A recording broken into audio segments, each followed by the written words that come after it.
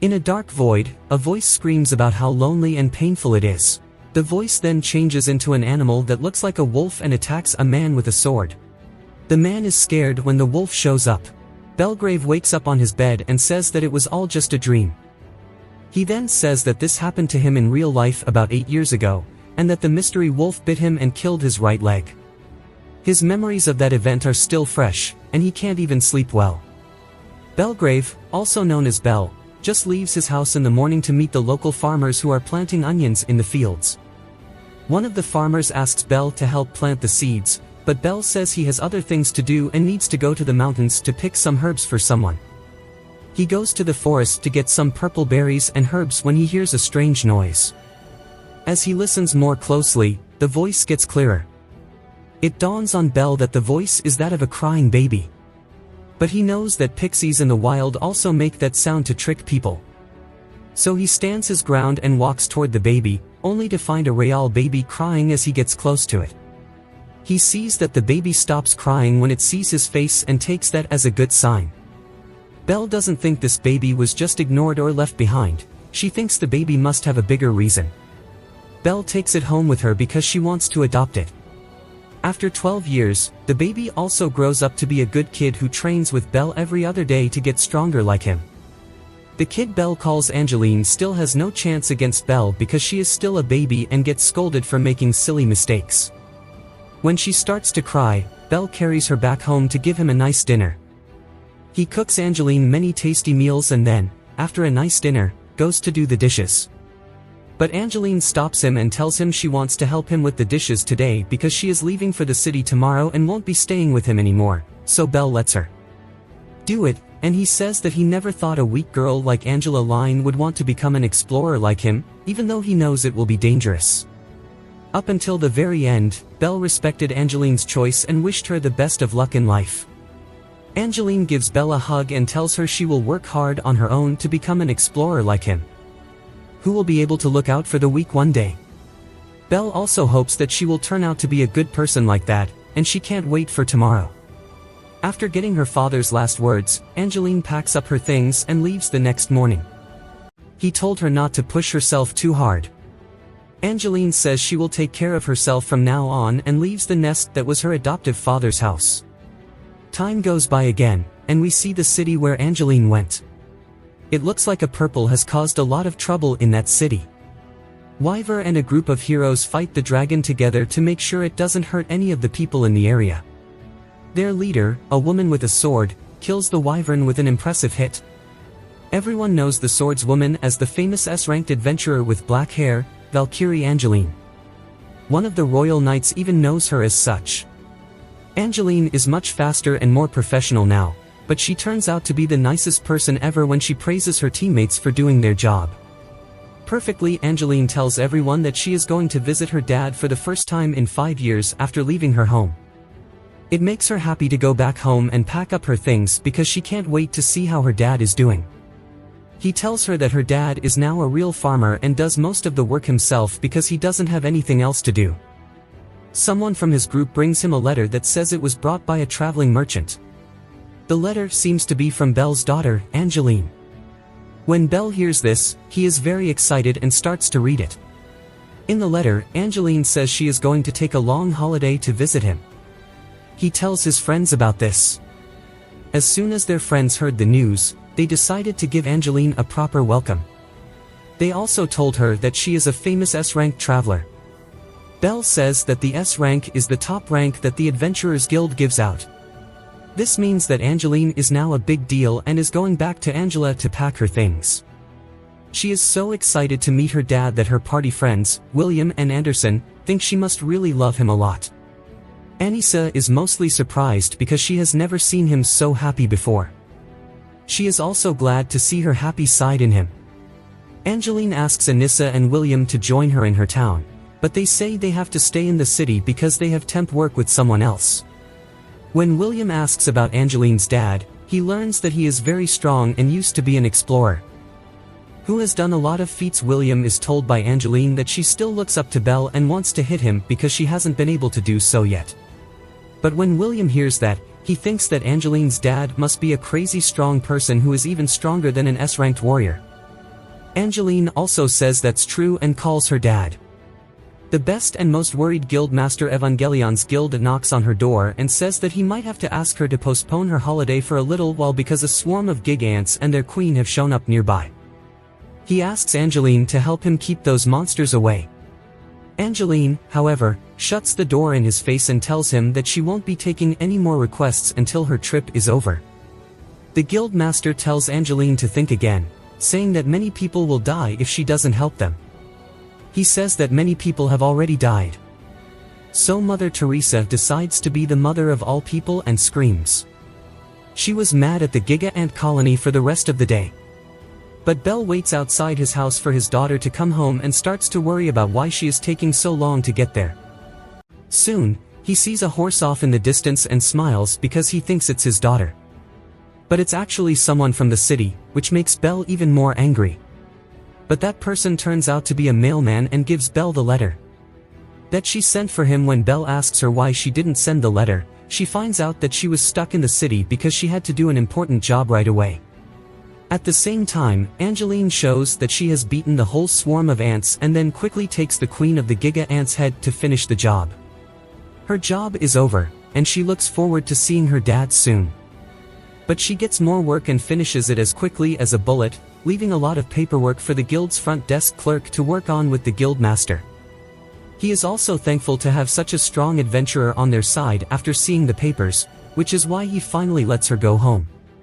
In order to get back to her home village, she leaves and talks with her carriage driver on the way. Even though they've been moving for a week, she acts like she's happy. Nearly there.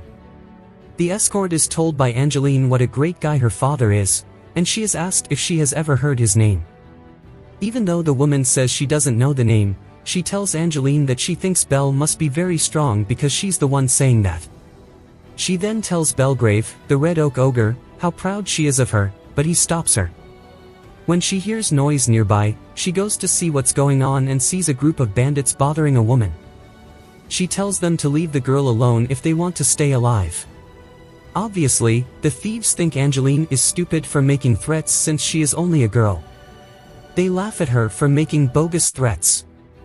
All of them make Angeline mad because they are wasting her time, so she kills them all quickly. Then she saves the girl who was being beaten and brings her back to her carriage.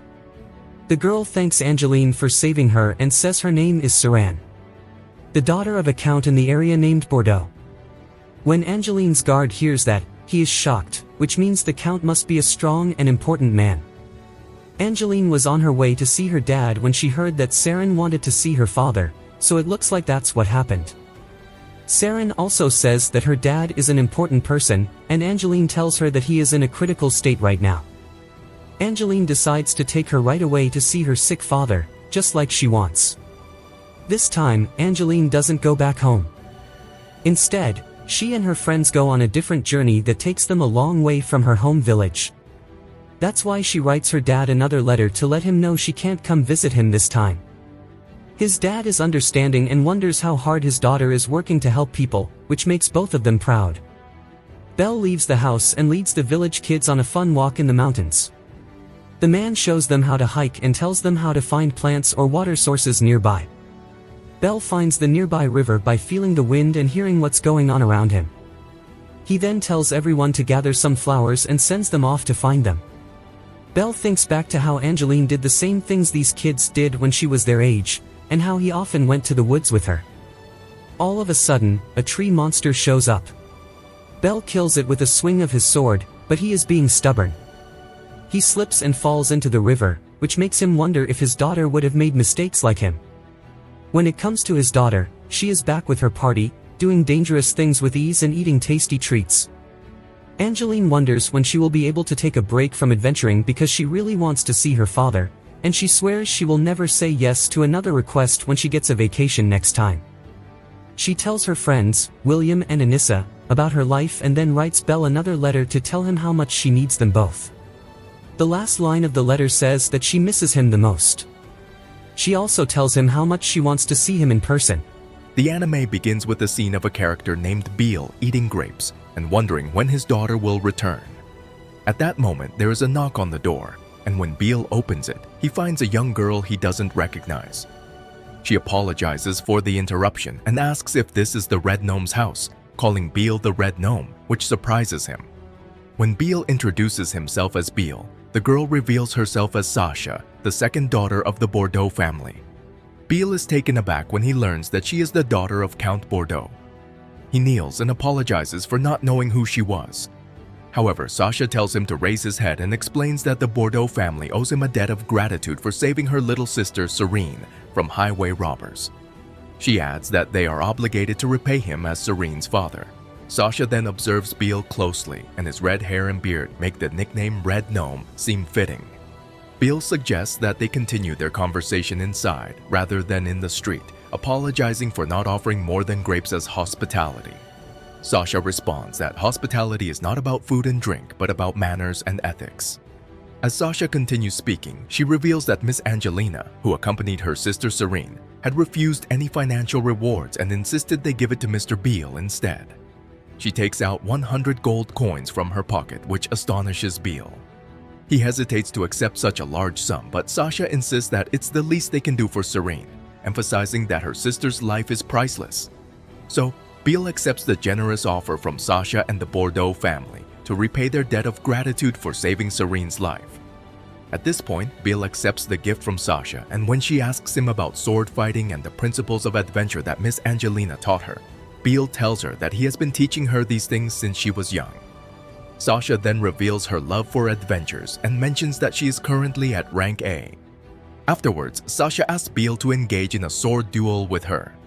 Beal is initially taken aback by her request and expresses uncertainty about his skill level, but he agrees to the duel nonetheless. Sasha is thrilled by his willingness. They both go outside, each gripping their swords, ready for the duel. Sasha launches an attack, but Beal effortlessly parries it. He then delivers a powerful strike, which Sasha manages to block.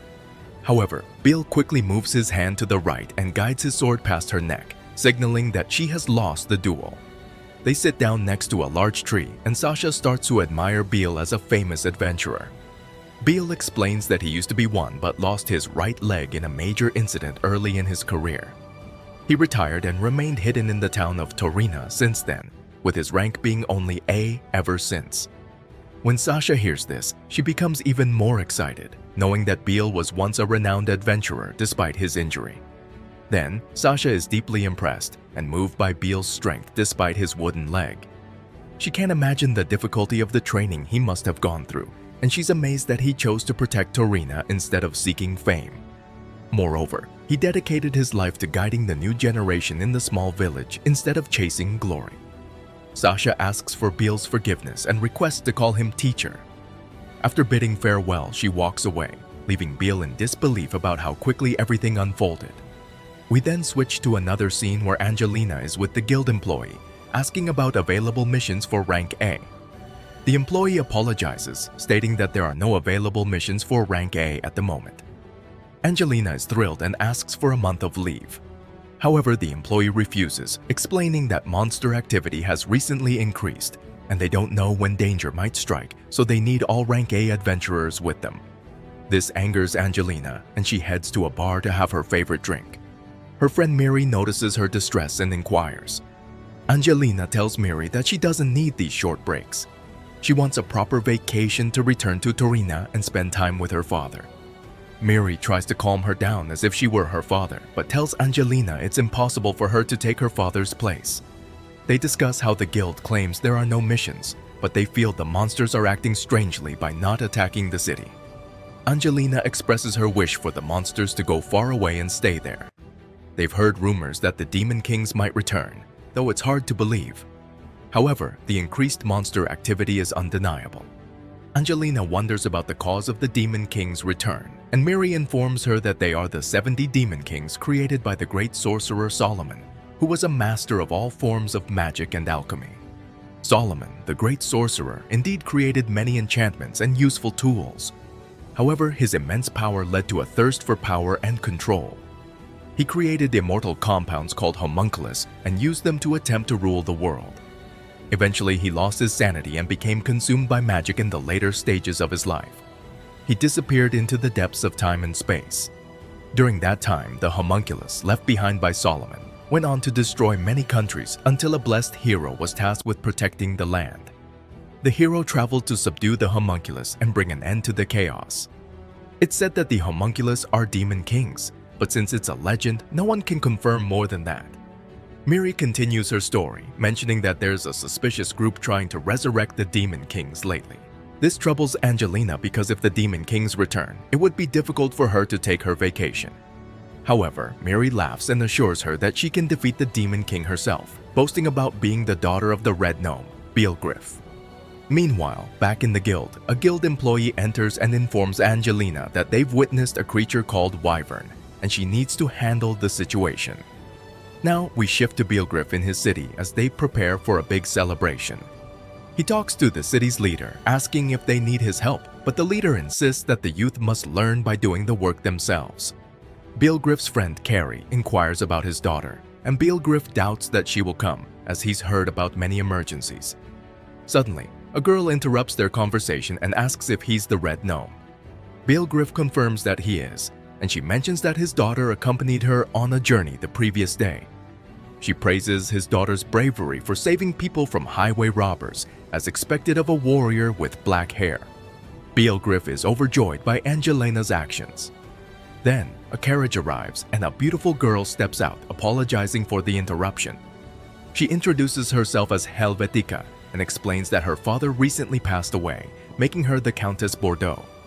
This surprises everyone, as she's known for being an attractive and knowledgeable warrior. Instead of marrying, she was appointed as her father's heir and tasked with governing the lands. Hoffman, the city leader, welcomes her presence and expresses their honor. He assures her that there are no criminals or fugitives in their village. The Countess approached Beelgriff quickly, expressing her gratitude for saving her younger sister, Serene. Beelgriff was taken aback and couldn't find words to respond.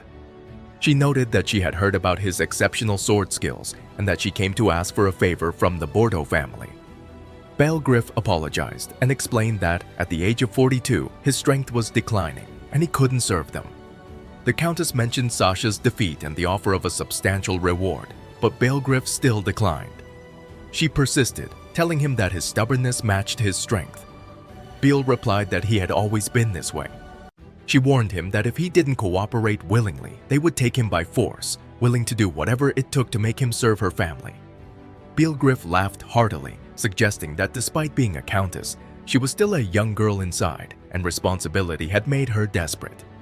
He said he would face her soldiers until they gave up. The soldiers hesitated and stepped back in fear. The Countess scolded them, but one soldier commented that he was extremely strong and intimidating. The determined Countess then rushed at Beelgriff, declaring that she had no choice but to offer herself in exchange for his service, hoping he would accept her despite her flaws. At that moment, Serene finally appeared and asked what they were doing there. The Countess explained that she had come to convince Beelgriff to join them. Serene then ordered the soldiers to put the Countess in the carriage and lock it. She apologized to Beelgriff for her sister's actions, expressing her gratitude for saving Angelina's life and taking her to see their father before his passing. Beelgriff assured Serene that he was not upset at all, and she thanked him for saving her sister. She explained that she held him in high regard but couldn't control herself when she heard about his exceptional talent. Serene then called for her sister to be released from the carriage, promising not to repeat her actions. However, Serene became very angry and insisted that she wouldn't release her until they reached their destination.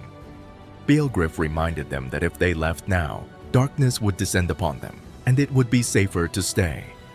He mentioned that they were hosting the autumn festival that night and extended an invitation to the Countess and her family, hoping they would join. The village chief agreed and expressed his honor at having the Countess's family with them. Serene reluctantly agreed to stay the night, and Beelgriff made it a condition that Helvetica be released from the carriage. Helvetica was grateful and wished to become part of the Bordeaux family, which angered her sister, Serene, who scolded her for her impulsiveness. Later, Beelgriff took the children to explore the village. In another scene, Angelina and the two individuals asked if they had defeated monsters before. The red-haired girl, who had dispelled the enchantment around Mary, confirmed it. They inquired if the guild had any idea about the sudden increase in monster appearances. Angelina explained that the guild was unaware of these adventurers sent to investigate the cause and that they struggled to handle the large numbers of monsters. The girl with the hat, named Mary, mentioned that many adventurers were leaving Orphan because they disliked dealing with the overwhelming monster population. She stated that their numbers would soon dwindle. Angelina then revealed her brilliant idea. She would request her father to come to Orphan and resume his role as an adventurer. Everyone was surprised by the proposal, and Angelina explained that she had informed the guild's leader about summoning retired adventurers. The two girls expressed their belief in their father's strength and their anticipation of solving the adventurer shortage issue, which would allow them to meet their father and Torniera at the same time. Enraged, Angeline hits her head and scolds herself for not thinking of this earlier. However, she acknowledges that she feels her father and Torniera are inseparable. She then remembers her father and expresses her desire to return home.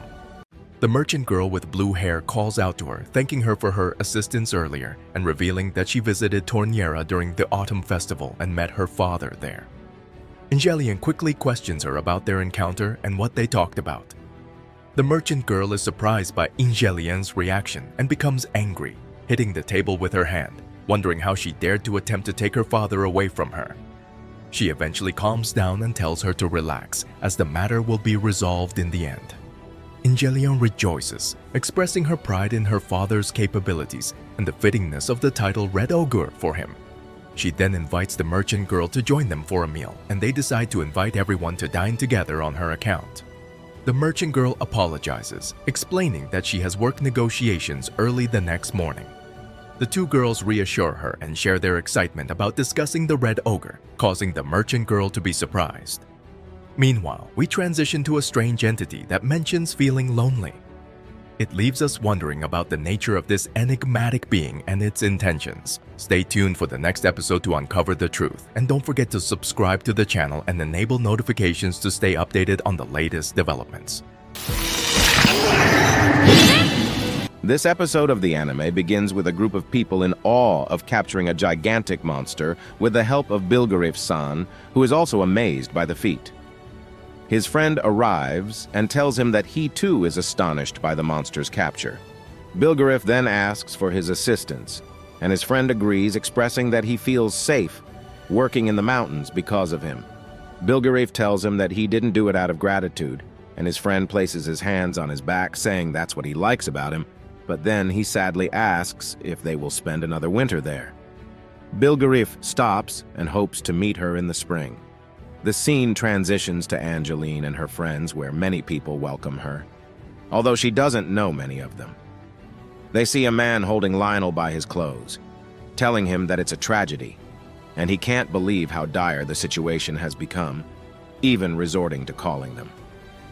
They are in front of General Muscles and Uncle Silver, and Angeline is overjoyed to see them. They also seem happy and tell her about their condition. Uncle Silver playfully hits her on the back, and they joke around. People wonder about these elderly individuals, and a friend explains that they are retired adventurers from the S-rank military rank, referring to General Muscles, whose name is Chibor the Fierce. He is a former soldier with enhanced magical tattoos on his arms, giving him immense strength, capable of smashing anything.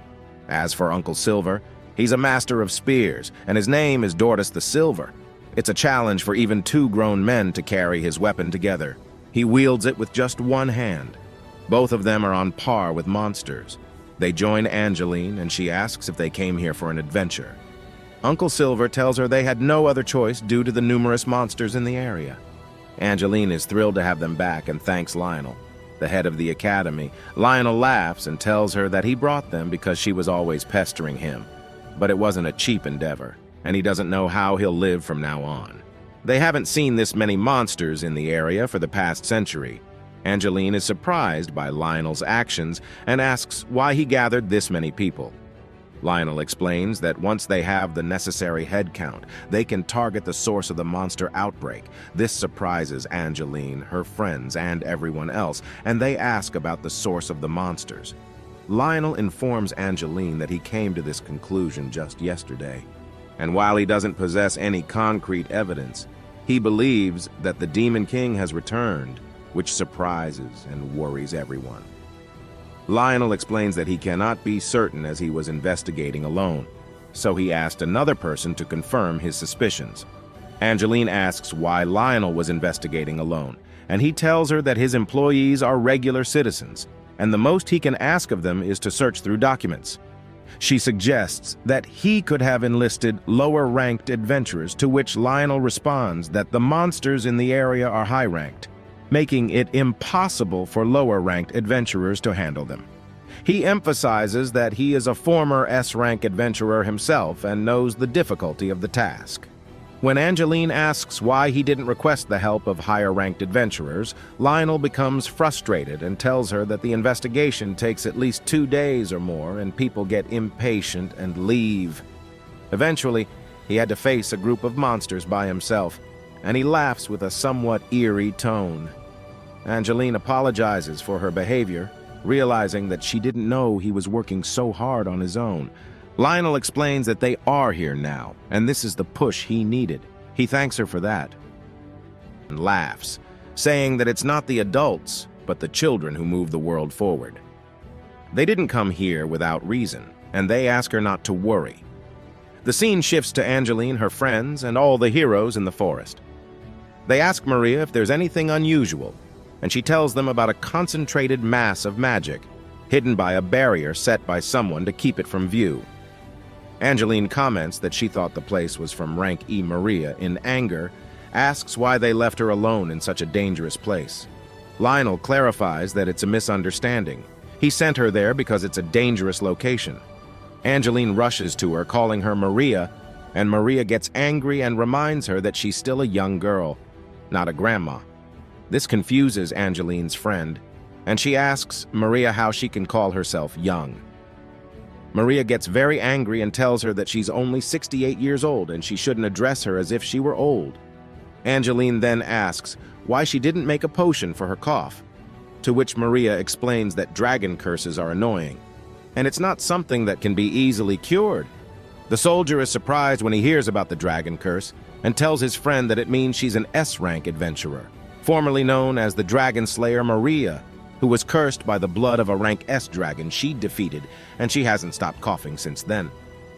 Chiborg and Dortos the Silver arrive, and Maria wonders why all these old folks were gathered. Chiborg tells her that she hasn't changed at all and is still pretending to be sick.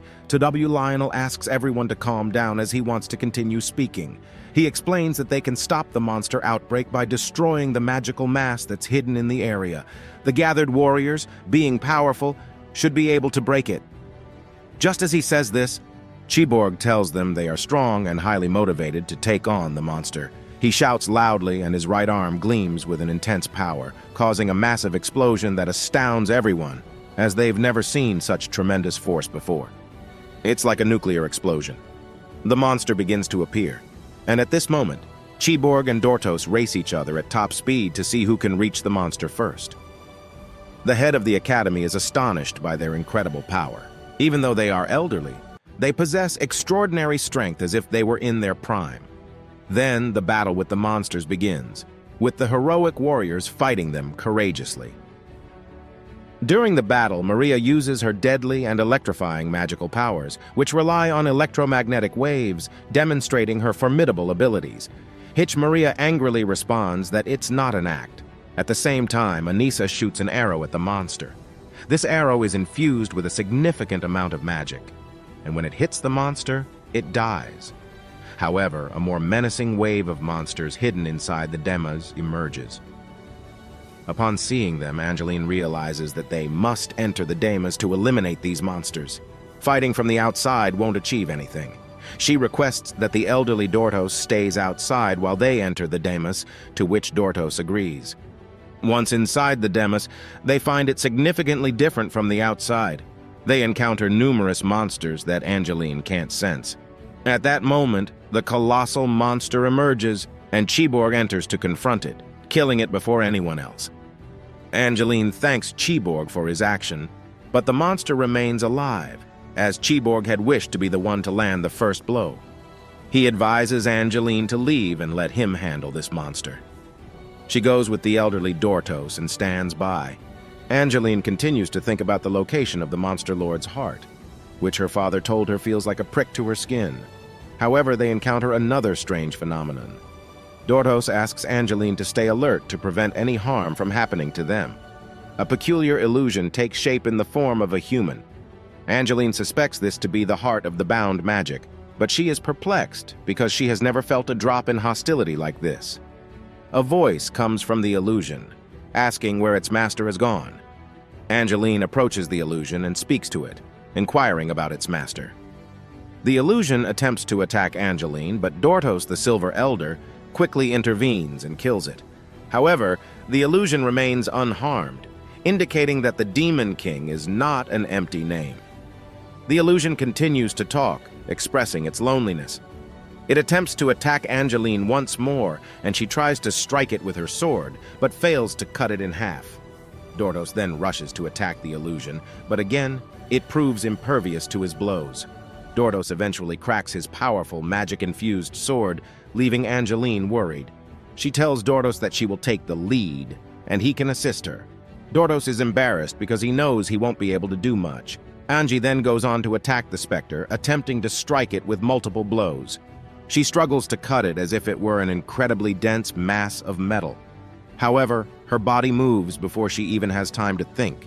She's never felt threatened like this before in her life, and she decides to unleash all her power to kill the specter so she can return to her home and see her father, as these monsters are the reason she can't go back. A tremendous surge of power emanates from Angie's body, and she becomes very agitated, attacking the specter repeatedly. She still can't cut it as she should, as it appears to be a highly dense and impenetrable entity. But her body moves on its own, driven by an overpowering will. However, she's wounded on her shoulder in the process, and she loses consciousness with the elderly man catching her. Angie falls to the ground, but Bordeaux manages to hold her. She asks where she is when she regains consciousness, and her friend informs her that she's in the guild infirmary. Mary cries and hugs her, to which Angie scolds her, saying that she's hurting her wounded shoulder. Angie is surprised by their praises and for defeating the Demon King. She inquires about her other friends, and Anissa reassures her that they are fine. Maria complains of a sore throat, but is relieved that Angie is safe. After returning home from the infirmary, Angie finally leaves her room. Her friends welcome her, congratulating her on her bravery for defeating the Demon King, and call her a hero.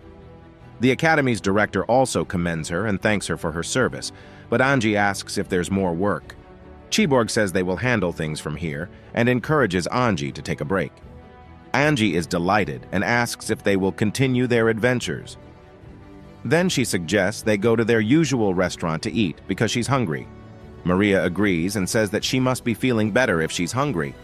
Chiborg mentions that Lionel told him about what happened, and he's amazed that she didn't flee as a regular adventurer would. He would have left for another guild. The elderly man adds that defeating monsters one after another is nothing. Still, it's Angie's strong desire to meet her father that motivated her to stay. Initially, she was angry and questioned why she stayed. But her father explained that stronger adventurers assist the weaker ones, and that's the real purpose of adventurers. Angie is moved by this, realizing that if she left, the people would suffer. Chiborg adds that strong adventurers help the weak, and in the beginning, he was angry and wondered why he stayed. But Angie's strong desire to meet her father motivated her to stay. Initially, she was angry and questioned why she stayed. But her father explained that stronger adventurers assist the weaker ones, and that's the real purpose of adventurers. Angie is moved by this, realizing that if she left, the people would suffer. Chiborg won't be happy if I give up on Orphan to go back home, Angie says. Chiborg then comments that she has a good father, and that he made him realize how narrow-minded he was. The Academy director also says that if Angie decides to stay at the guild, her father is the reason he owes her a lot. Angie shares that her parents call him the Red Gourmet, and thinks that he may have underestimated her since he turned down Bordeaux's offer, which she believes was because of her.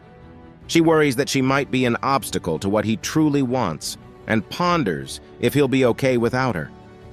She wonders if he is no longer looking forward to seeing her again. But she realizes that her father isn't like that.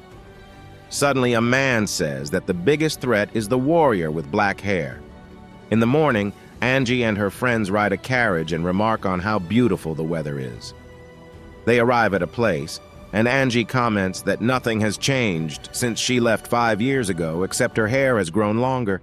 She deeply misses her father, who cares for Tournier's children as if they were his own, and she wonders if her presence was the reason he rejected Bordeaux's proposal.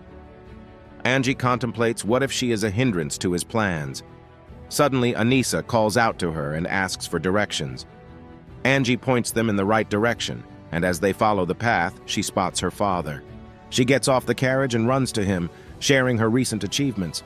Her father, deeply moved, says she's grown, with her hair now suiting her. He tells her that she has become a complete young woman, and he didn't recognize her at first. He warmly welcomes her back, and Angie's eyes fill with tears of joy and happiness. And with this happy ending, our episode concludes.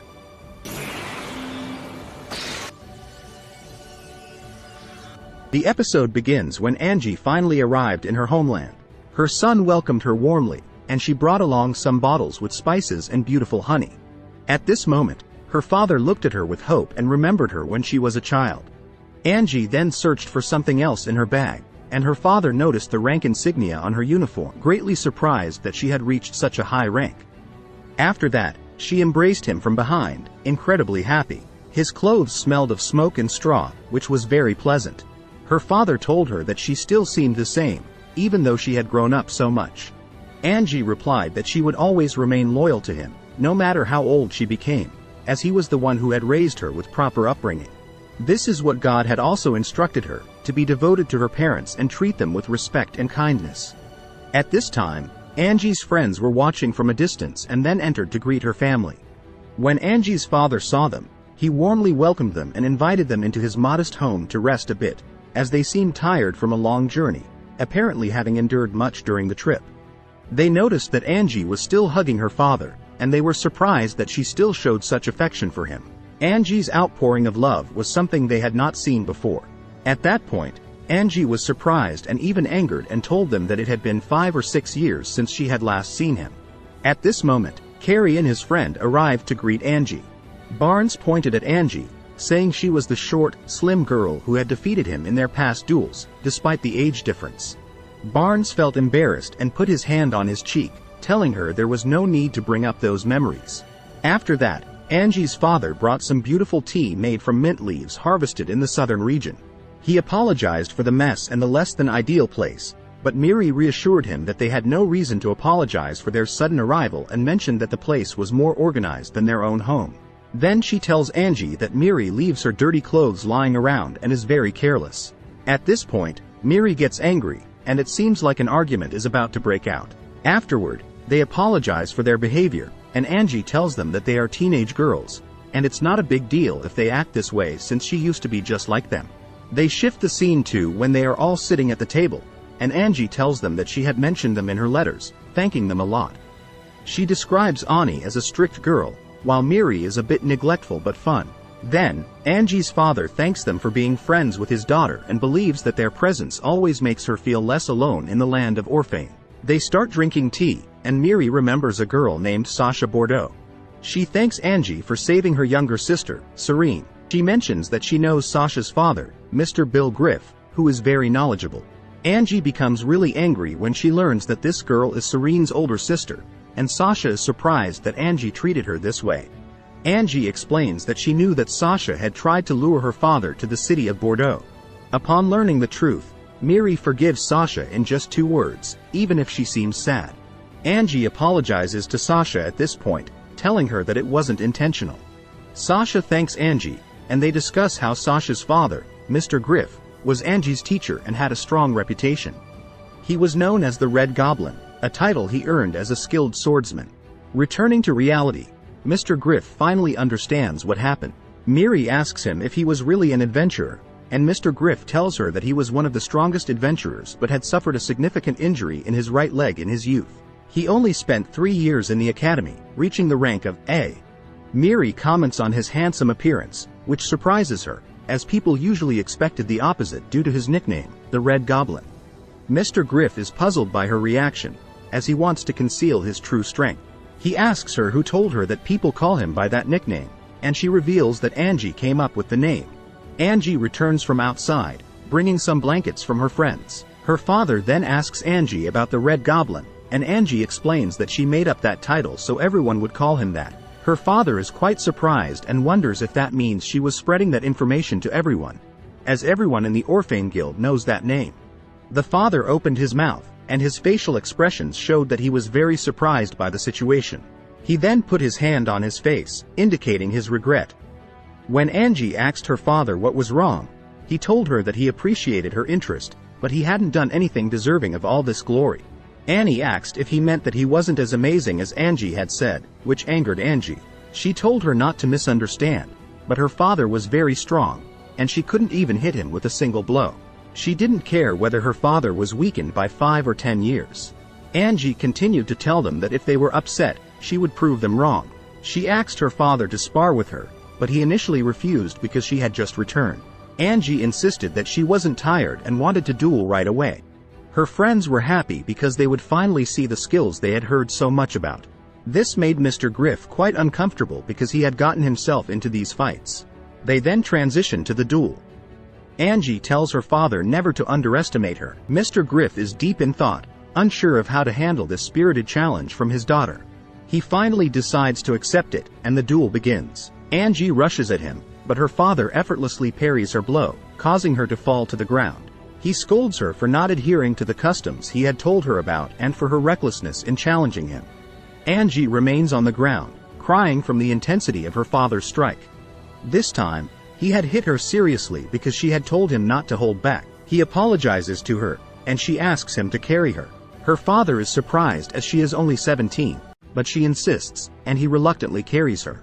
In his arms, she feels safe and protected, as if she were a small child.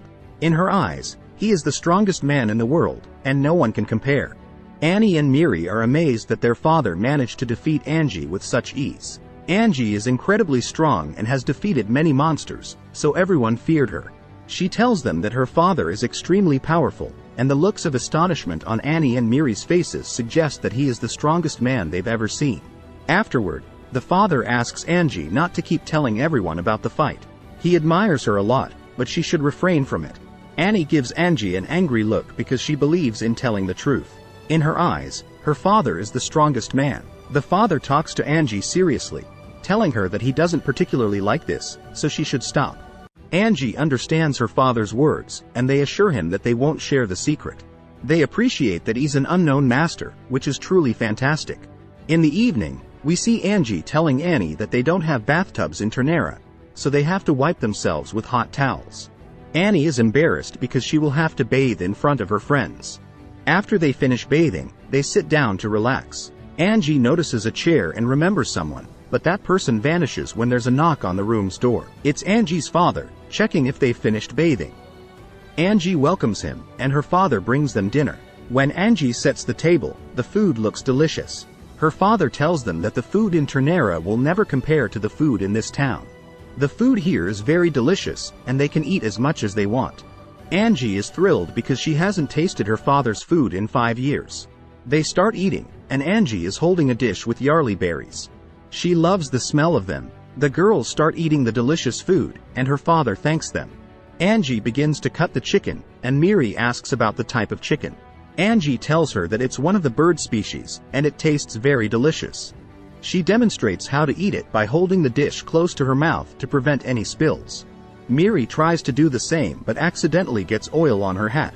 She gets upset and doesn't want to take her hat off, but Angie explains that her father is not from the same class, and she tells the story of Miri's difficult childhood. Bilgriff apologizes to her, saying he didn't mean anything by it, and there's no need to take it off if she doesn't want to. However, Miri eventually takes off her hat, surprising Bilgriff. He says that he understands now, and he offers to get a summer hat for her. Miri is delighted and asks him to put his hands on her head, feeling as if she has a father for the first time. Annie comments that it's a bit strange but beautiful. The scene then shifts to Bilgriff and Angie in the garden, sparring together. Bilgriff tells Angie not to look before she moves, and she says that no one has dodged her attacks. Bilgriff says that it's possible after someone appears in the future, advises her to come up with excuses, and warns her that the monsters won't go easy on her. He also asks about the Demon King's appearance, and Angie describes it as a moving black shadow, almost human but small like a child. Then Bigrif said to himself, he must be a different creature, and Angie called out to him, saying, "What's the matter, father?" He replied to her, "There's nothing." After that, Mary spoke to them because it was time for lunch. Bigrif then thought to himself once again, the Demon King appears like a shadow, and Angie is in rank S. She will continue to battle monsters like him in the future, and it's possible she may lose her right leg and survive, but if she loses her life, it will be the end. Then Angie asks, "Will you continue the adventure?" She answered happily, "Yes, it's very entertaining, and it's probably the best profession for me." He worried about her and then said, "If you want to adventure, you must defeat me in a duel. I cannot allow you to continue with your determination and lacking skills. If you continue the adventure without defeating me, I will no longer consider you my daughter." Angie was surprised and said, "You're joking, father. I don't want this." Bigrif said angrily, "Do you think the monsters will listen to your complaints? Take your sword now." Angie reluctantly picked it up from the ground and cried, not wanting to do this. She told her father, "This isn't like you." Bigrif attacked her, and she defended herself. She wondered why he was doing this, perhaps because he was angry, but he wasn't angry. He was sad because she was miserable. Then he suddenly attacked her with a strong blow, and they both fell to the ground. Afterwards, her father rejoiced at what she had done, saying, "This is what I expected from my daughter." She screamed at him to apologize for saying he would disown her no matter what. Bigrif apologized, saying he had wanted it to be a serious matter.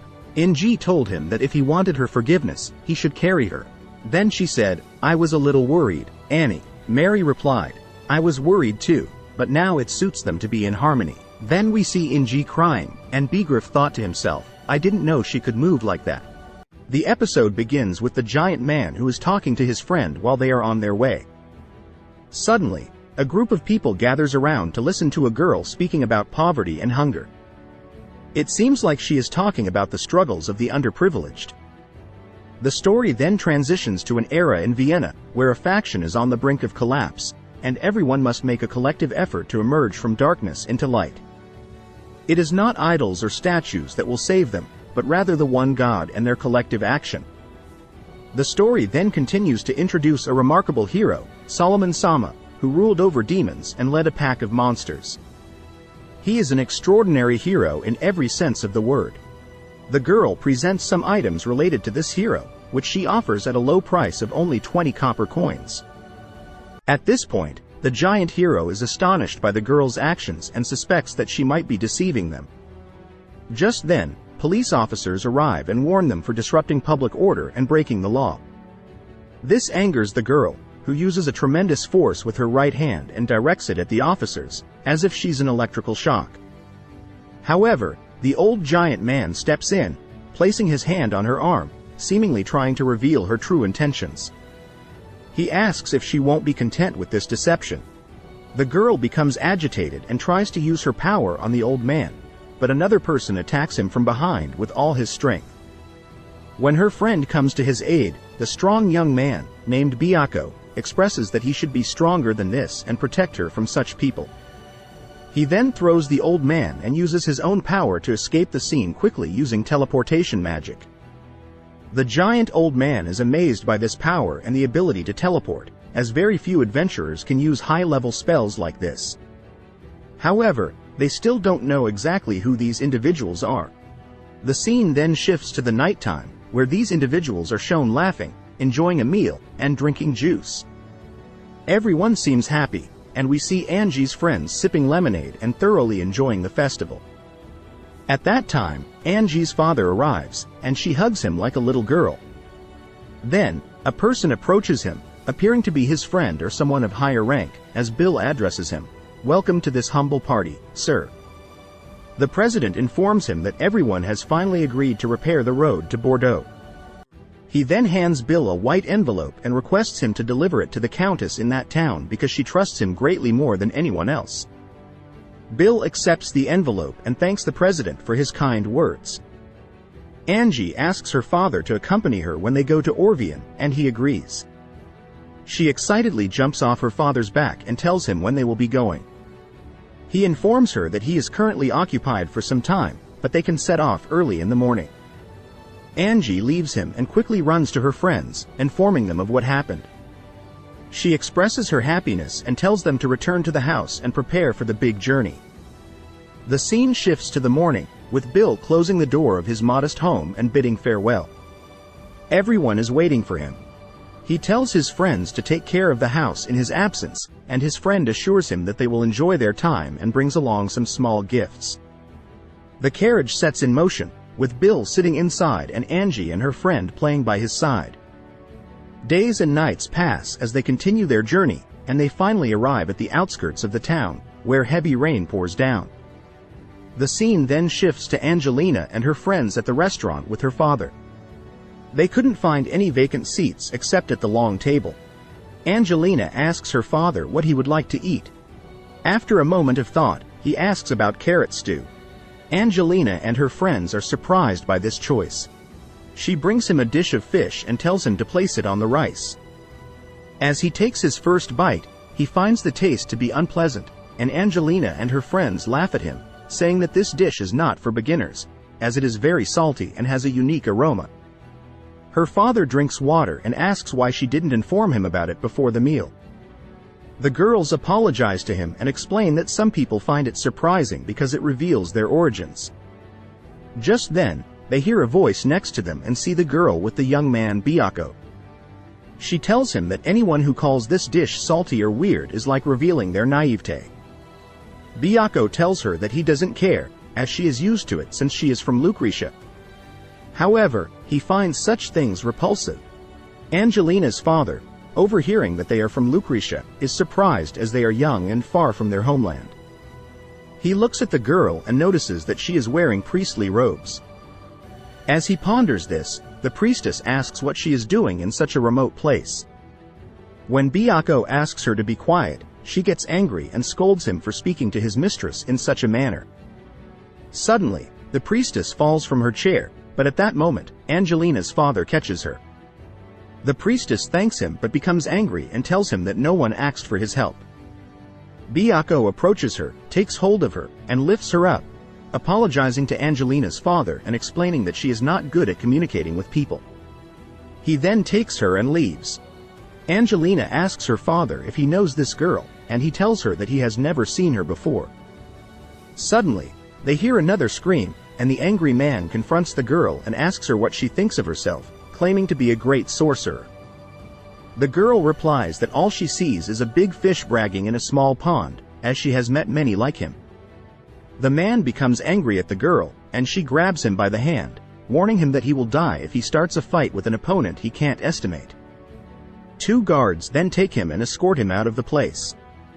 Angelina asks the restaurant owner if people call the girl the Great Thunder, to which he responds that the man with her gave her that title, claiming to be of rank C. Many people then gather around the girl, impressed by her ability to get rid of the annoying man with a single move, indicating that she must be a very strong adventurer. They inquire about her rank, and she tells them that she and her friend are both of rank A. Angelina, however, is at rank S, which astonishes everyone, and they wonder if she is a Demon King Slayer. People begin offering her a lot of food and drinks, and when they realize that her father is the Red Ogre, they are equally fascinated by his red hair and wooden leg. Angelina happily informs them that the Red Ogre is her father, and he places his hands over her mouth. She apologizes to him, and suddenly, the girl enters and tells them she rushed there as soon as she heard the rumors about their arrival. Serene arrives at this moment and thanks them all for coming to her palace. Billigriff apologizes to her for visiting them in the middle of the night. She informs him that her sister Helfetka is waiting for him and will guide him to her. Billigriff agrees to this, but his daughter is very jealous of Helfetka. She angrily asks him to let her go with him, as she had previously tried to take him from her. Billigriff tries to calm his daughter by assuring her that he will only be discussing the route with Helfetka, but she refuses to listen. She is determined to accompany him, and Billigriff eventually agrees. They all go to Helfetka, and when she sees them, she rushes to Billigriff, thanking him profusely for coming. His brave appearance always reassures her. Billigriff introduces Helfetka to his daughter Angelina, and Helfetka warmly welcomes her, expressing gratitude for Billigriff's arrival. Billigriff is very pleased to see Helfetka and assures her that he's delighted to see her as well. He then goes on to explain that Angelina is his daughter, and she greets her warmly. However, Angelina is angry at Helvetica because she knows that Helvetica wants to replace her mother. The others are taken aback by Angelina's words, and Billigriff tries to hush her, but to no avail. Angelina continues, stating that she'll never forgive Helvetica for trying to steal her father in her absence, and it would be better if her father had a kind person with him. Helvetica asks Angelina if she would accept a relationship between her and her father. Angelina replied with a threatening tone, stating that she had lost her mind if she thought she would surrender her father so easily and become like her mother. Ash, Helvetica's assistant, scolded Angelina for speaking to her mistress in such a way and asked her to be quiet. Ash then apologized to Helvetica for Angelina's behavior, and he refrained from speaking further. Billigriff also talked to his daughter about her impolite behavior, explaining that there would never be any relationship between him and Lady Helvetica. He then directed the conversation toward the main reason for their visit. Helvetica led them to her office and thanked them for agreeing to help her. Billigriff requested that she share the details of her plan, but Helvetica explained that she was dealing with a very troublesome issue at the moment and needed some time. She went on to explain that in the western part of her hometown of Bordeaux, there is a small town ruled by a man named Count Malta. This ruler had objected to sending workers to another location, even though 90% of the construction work in Hazel, her town, was already completed. They had previously agreed to send workers to the next project without any problems, but it appeared that Count Malta deliberately created issues. He had been sent to Bordeaux from the capital, Estogle, and had lost a power struggle. Due to this, he looked down on Bordeaux, viewing it as a backward town. His actions had escalated since the death of their father, and Lady NY was not a strong enough leader to confront Count Malta. Most influential figures in the area were aligned with the Bordeaux family, but some nobles were upset with Helvetica's inherited position. Helvetica continued by explaining that they suspected Count Malta was inciting the locals against them, but they lacked solid evidence. Billigriff understood that the situation was complex, and he didn't feel it was appropriate for newcomers like them to discuss it further. In this situation, Sasha comes to them quickly without any permission. Ash informs her that this is not a behavior befitting a noble lady like her, but she tells them that she has a very great idea and that they can benefit from Ash. He may be young, but he could serve the Bordeaux family. He lacks experience, but he is a skilled swordsman. Then she asked Belgriff to teach him many things, but Ash tells her that there is no need for training. Helvetica interrupted them and asked Sasha to take Belgriff and his daughter to their room. Then she told Belgriff that she hopes he doesn't mind waiting for her response to his words and to consider themselves at home until she answers them. Indeed, Belgriff and his daughter leave with Sasha, where she tells them that she is thinking of hosting a small party. Angie agrees with her and asks her to wait until she informs her friends Annie and Mary. Angie asks her parents for their opinion, and her father says he wants to rest a little. Sasha tells her, "But I wanted to talk to you as well." Then Belgriff apologizes to Sasha for not attending and tells Angie that she doesn't stay up late. They all go to eat, and Angie says that Helvetica is not motherly enough to be her mother. Then she asks Annie about the motherhood she meant. Annie answers, "I want to feel surrounded by love." The next day, they see Belgriff training with a sword, and he says to himself, "I am still inflexible." Then the man speaks to him, saying, "You're impressive. The way you handle your sword doesn't suggest you have a wooden leg at all, but you are still not worthy of Sasha's praise." Belgriff responds, "It seems you are a swordsman too." He tells him, "Yes, I'm not as skilled as Sasha, but I can use it better than you." Then Belgriff was astonished and said, "I understand now his frustration with his lady's admiration for a stranger who suddenly appeared, but he is trying to honestly evaluate my skills instead of following rumors." Belgriff spoke to him, saying, "The Lady Helvetica must feel safe with someone like you by her side." The young man replied, "I don't fear whether I'm the Red Ghoul or not." "Don't push me." Belgriff told him, "I won't think about that at all. Thanks for the warning." Then Annie appeared, saying, "If you don't mind, I'd like to spar. I'll make you face me with all your strength today." The young man apologized to her, saying, "I don't believe this man is as skilled as they claim, and it's hard for me to believe that you lost him." He must have resorted to trickery. I can defeat you, Sasha, but I won't lose to him. Sasha became indignant, saying, "How dare you insult my teacher?" Then she told Belgriff to strike the young man so he can see the truth. The young man, with arrogance, said, "That's fine. I will wake you up from your illusions." The scene then transitions to this young man, saying that he has heard rumors about the Demon King's killer. He told the young man that it would be reckless to oppose her, in addition to the Bordeaux family. The old man laughed mockingly and said, "It seems Solomon wasn't that powerful. I'm going to Bordeaux after this. I've waited years in this backward region for Count Bordeaux, the powerful man, and with his daughter's talent. The nobles are different from the common folk. Enjoy, we will move tonight as planned, for revolution and power." Do you understand their meaning, Saint Solemn Cien? Our episode today starts with that red ogre when the princess with yellow hair told him to fight Mr. Ashcroft at that time. Angie and her friends come to watch this fight, and Angie was very surprised when she looked at the person wearing glasses. How could he be her father, who was very ordinary at that time? Mr. Ashcroft heard her, and he became very angry with her words. He didn't care if she was the killer of the Demon King or not. He also told her that when the Red Ogre was defeated, he would enter a duel with her. At that moment, Angie called on her father not to show any mercy and to crush him. Her father smiled and told her that he would do just that. He would not take it lightly at that time, and the fight began with an attack from Mr. Ashcroft. Here comes the surprise as the Red Ogre pounced on him with a single blow to his right foot and knocked him to the ground. Everyone laughed because they knew for sure that he would be defeated easily. At that moment, Mr. Ashcroft, covered in mud, told Sasha that it was an accident. The sword hit him when he slipped in the mud, and it wasn't fair. Sasha gestured with her right hand and her index finger, indicating that he should accept the defeat and not make excuses. She told him that he shouldn't make up excuses to avoid embarrassment. The Red Ogre spoke up and told her that Ashcroft's words were true. He didn't consider it a victory, and he waved his hands, telling her that there was no need to consider the feelings of this man. Mr. Ashcroft was surprised by this revelation. He knew that she was going to defeat him with a blow after her father. Is this true, Mr. Ashcroft? At that moment, Mr. Ashcroft was shocked by this major surprise. He knew with absolute certainty that she would strike him down with a blow. Then he lets out a loud scream that everyone can hear. After that, the scene shifts to the Red Ogre as he talks to Angie and her friends and Ms. Asha. He tells Angie that he knows the extent of her strength, but that doesn't mean it's acceptable to tip the scales in one direction only.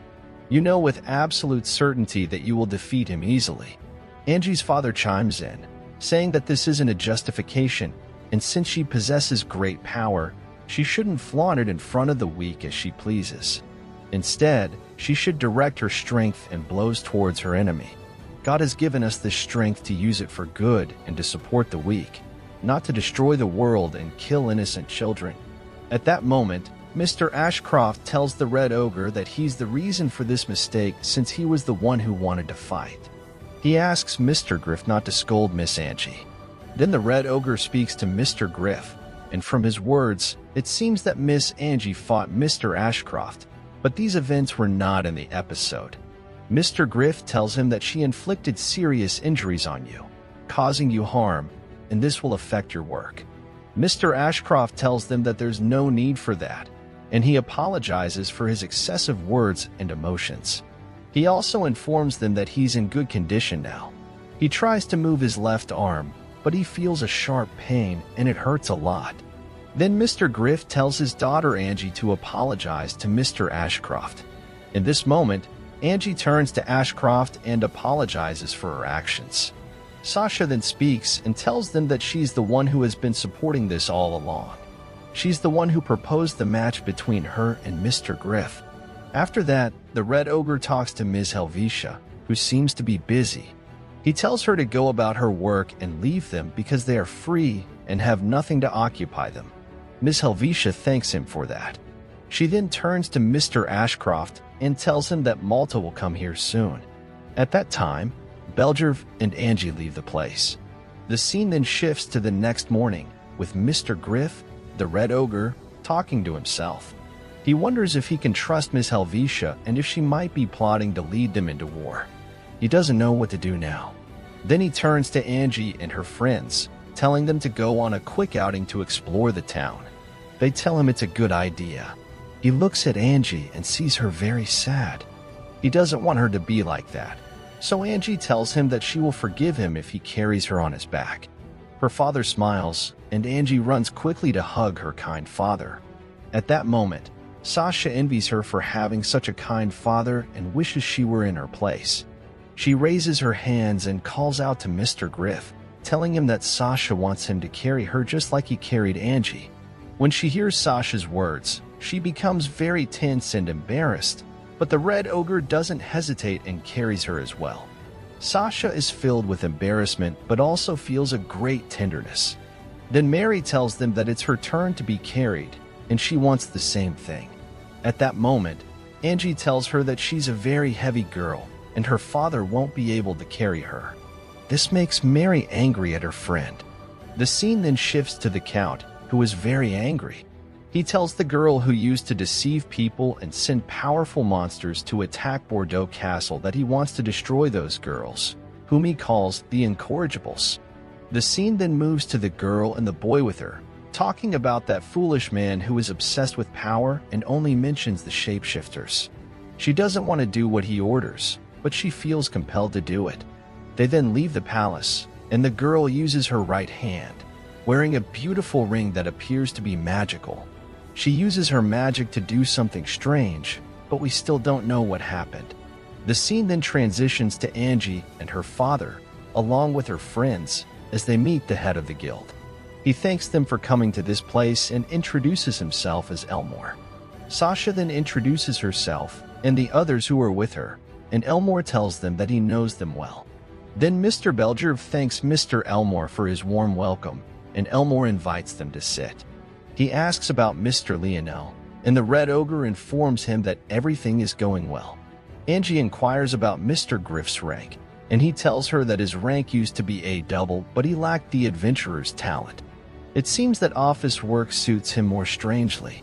Angie then teases him, saying that office work is very easy for people who are useless. This surprises everyone because she directed this statement at the guild's president. At this moment, the guild president laughs at her words. Sasha then explains that their guild has always been associated with the province, and the nobles usually avoid adventurers. Still, Bordeaux is originally a local family, and they established a system where the guild coordinates with the soldiers, even in emergencies. The guild contributes to the town's defenses. The girls are amazed by this information, and the Red Ogre realizes that the town's guards and adventurers usually don't work together. He ponders what the rest of the nobles' opinions might be, especially those from the central region if they come here. Suddenly, black clouds appear in the sky, and the guild president is surprised by the sudden change in the weather, as it was clear just moments ago. Angie feels an uncomfortable prick and a little pain, and then the guard enters to inform them that there is an emergency. A massive number of the living dead have appeared in the cemetery. The scene then shifts to a young Charlotte in the past, with her parents. They were very happy. One night, their house was set on fire, and Charlotte is very frightened. She asks her mother why this is happening, and her father explains that the church's leader only cares about money. Her mother tells her to run, and that they will come after her. We see the house burning to the ground, and Charlotte stands a distance away, crying. She sits on a lonely, miserable box with no savior. Then a man appears in front of her and asks if she hates the Vienna sect. Charlotte tells him she hates them very much because they took everything from her. The man then gives her a ring and tells her that he will give her the power of Solomon. He instructs her to use it to awaken people from the illusion of the Vienna sect. This ring is called the Sammy Gina ring. The scene then shifts to the present, where we see Charlotte wearing the ring. The dead rise from the graves and transform into monsters. The Red Ogre, the girls, and the crowd move through the chaos. The Red Ogre speaks to himself, suspecting that someone must have summoned those clouds. Sasha, on her horse, asks the people to calm down and follow the soldiers' instructions. She tells Angie and her friends to leave the evacuation efforts to her. The scene then shifts to the soldiers as they try to fight the monsters, but they are not successful. Suddenly, magical spears appear and slay all the monsters. The soldiers are astonished to see a group of girls with the rank of S. Angie and her friends join the battle.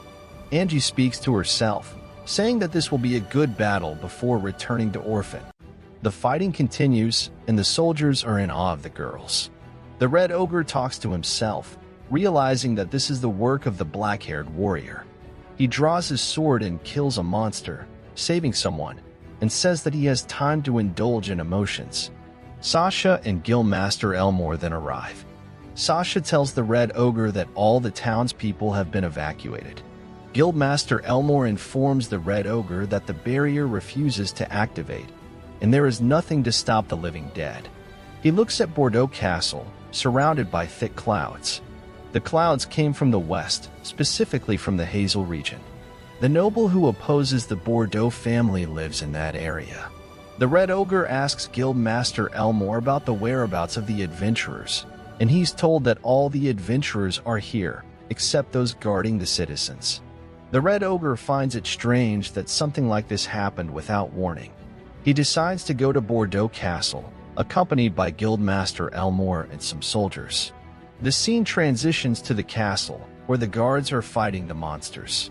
The head guard tells them to defend the place with their lives and not let the monsters get near Helfer-Kasama and Saran-sama. A high-ranking monster then attacks, and it's clear that none of these creatures are ordinary living dead. Then one of these undead creatures attacks the leader of the guards, and a very intense and difficult duel ensues between them. However, in the end, the leader of the guards defeats him. Suddenly, one of these undead creatures compels some of their soldiers to attack, and the leader of the guards immediately dispatches them. At this point, he discovers that one of the soldiers had drowned in his own blood, which saddens him greatly. He blames himself for not knowing his place and not being able to fight at full strength due to the foolish quarrel before. But now, he is willing to pay the price for everything he has received in his life. Suddenly, many of these undead creatures surround him, but the Red Ghoul intervenes at the right time and eliminates them all. Mr. Elmore also arrives, and it's fortunate that they both arrived in the nick of time. Mr. Elmore inquires about Helfer-Kasama, and the leader of the soldiers, Ashcroft, informs him that she is in the room behind him. However, Bilgriff tells him that he had a hunch for the most part, and he can't believe that there are living dead here. Nevertheless, he's glad to see that Mr. Elmore is safe, and it's too early to be concerned about them. Then Mr. Ashcroft opens the door to the girls and informs them that they have reduced the enemy's numbers, and they need to evacuate now. However, they are very anxious. But when Mr. Bilgriff enters, they become very happy and relieved. On another note, the scene shifts to Angie and the fighters with her. She inquires about her father, and one of the soldiers tells her that something strange is happening in the clouds.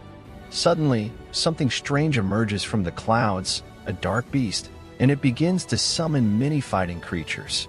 Angie instructs those with her to use the magic of light and emit a great light. They indeed emit a powerful light, weakening all these creatures, and they easily defeat them. On the other hand, Angie attacks the large beast and tries to strike it, but to no avail.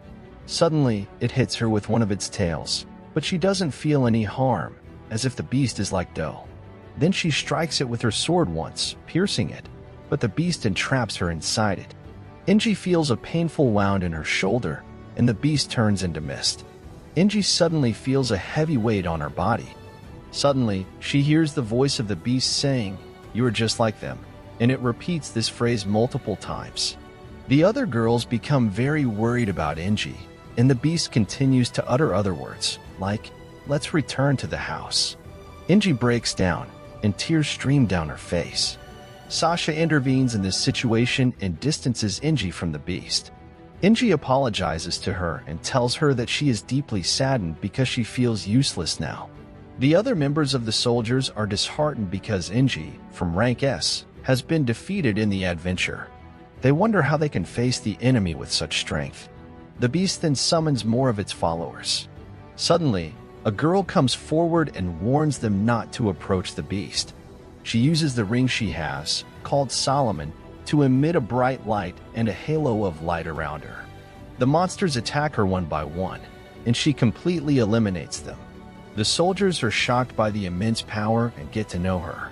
She introduces herself as Charlotte and explains that she travels the country to save the world. Count Malto arrives on his horse, mocking Sasha and their struggles. They are surprised by his presence, and he tells them that he noticed strange drifting clouds in the west. According to Charlotte, who was residing with him, the clouds contained mana and could pose a danger. He rushed here with his soldiers, and there seemed to be living dead, but he inquires about their barrier. Sasha tells him that it refused to activate for some reason. Count Malata expresses his regret and acknowledges the adventurers' hardships, stating that it's a good thing they arrived in time. He is relieved to see Sasha safe and hopes that Helfika-sama is also safe. Sasha informs him that her sister is in the palace and should be safer there. Everyone is frustrated with the Count's arrogant attitude and late arrival. Inji comments that he's the worst kind of adventurer, showing up late for the best parts. This angers the Count, and he asks her to shut her mouth. Suddenly, Serene arrives with her soldiers and thanks the Count for covering such a distance to bring reinforcements. Mr. Ashcroft suggests to the Count that, given his high rank, it would be inappropriate for him to remain a horse carrier, and Serene adds that they are bringing night guards for the day. The Count is taken aback by this and agrees to it, thinking to himself that he didn't expect Inji's survival. They need to move freely. In the evening, the soldiers return, carrying Inji, and her father rushes to her to check on her. She assures him that she's okay but weakened, and she asks him to carry her. Her father recalls the beast's words, "You are just like them," but Inji insists that she is herself. With that, our episode ends. Stay tuned for my upcoming episodes, and don't forget to subscribe to the channel and activate the notification bell to receive all the latest updates. This episode of the anime begins with the Count, who is very angry, slamming his hand on the table and questioning why Helfitka is still alive. He believes that it would have been easy to get rid of her, and he insults them, calling them incompetent. The boy informs him that he warned them, and the plan would have succeeded without their interference. However, the Count is deemed incompetent. The girl then tells them that they only need to kill Helfitka, and she prepares to leave. The Count asks her to wait, revealing that he knows an excellent way to provoke Helfitka. He approaches her, whispers something in her ear, and she becomes furious, telling him not to be ridiculous. The Count insists that she must do it, or else he will lose, emphasizing that she should understand the horror of losing family. The girl becomes very angry and leaves, while they continue on the road. She reflects on how the Viennese sect considers happiness guaranteed, but she has lost everything. She tells her friend that all they need is chaos. The scene then shifts to Angeline, who is sleeping with her friends. Her father is worried about her, and Mr. Ashcroft enters, asking the Red Ghoul about Angeline's condition. He thanks him for saving Bordeaux and gives him a small gift as a token of gratitude, a medicine for the faith that is more effective than any produced by the Empire. The Red Ghoul hesitates but eventually accepts the gift. He opens the small bottle and smells it. With just one whiff, he feels an improvement. The scene transitions to Angeline, who is in pain while sleeping. Her father talks to himself, saying it would be a waste not to use such a gift at this time. He drops a drop of the medicine into Angeline's mouth, and its miraculous effect is evident. The scene then shifts to Sasha riding her horse and recalling Helfitka's words about capturing Count Malti. As she travels, she comes across the boy and the girl, stopping them. She introduces herself and asks where they are heading late at night. The girl informs Sasha that she heard the palace was under attack and considered visiting Helvetica. Sasha appreciates her concern but explains that they cannot accept guests at the moment. The girl expresses her intention to show her respect only. Sasha advises her to do so in the morning. As the girl places her hands on her sword, the boy, Miyako, uses magic to strike Sasha forcefully because she noticed their plan and they must eliminate her. Sasha retaliates, and Miyako flies into the air, casting a spell at her. Sasha, unable to see anything, is suddenly attacked. Miyako tells her there's no time for astonishment, hits her, and throws her to the ground. He approaches with his foot on her sword, ready to use his magic to kill her, but someone attacks him from behind. It turns out to be Mr. Elmore and Mr. Ashcroft. Sasha asks how they found her, and Elmore explains that the soldiers became worried when her horse returned alone. Ashcroft attacks Miyako, who uses his magic, and Elmore, using his full power, doesn't want anyone to escape.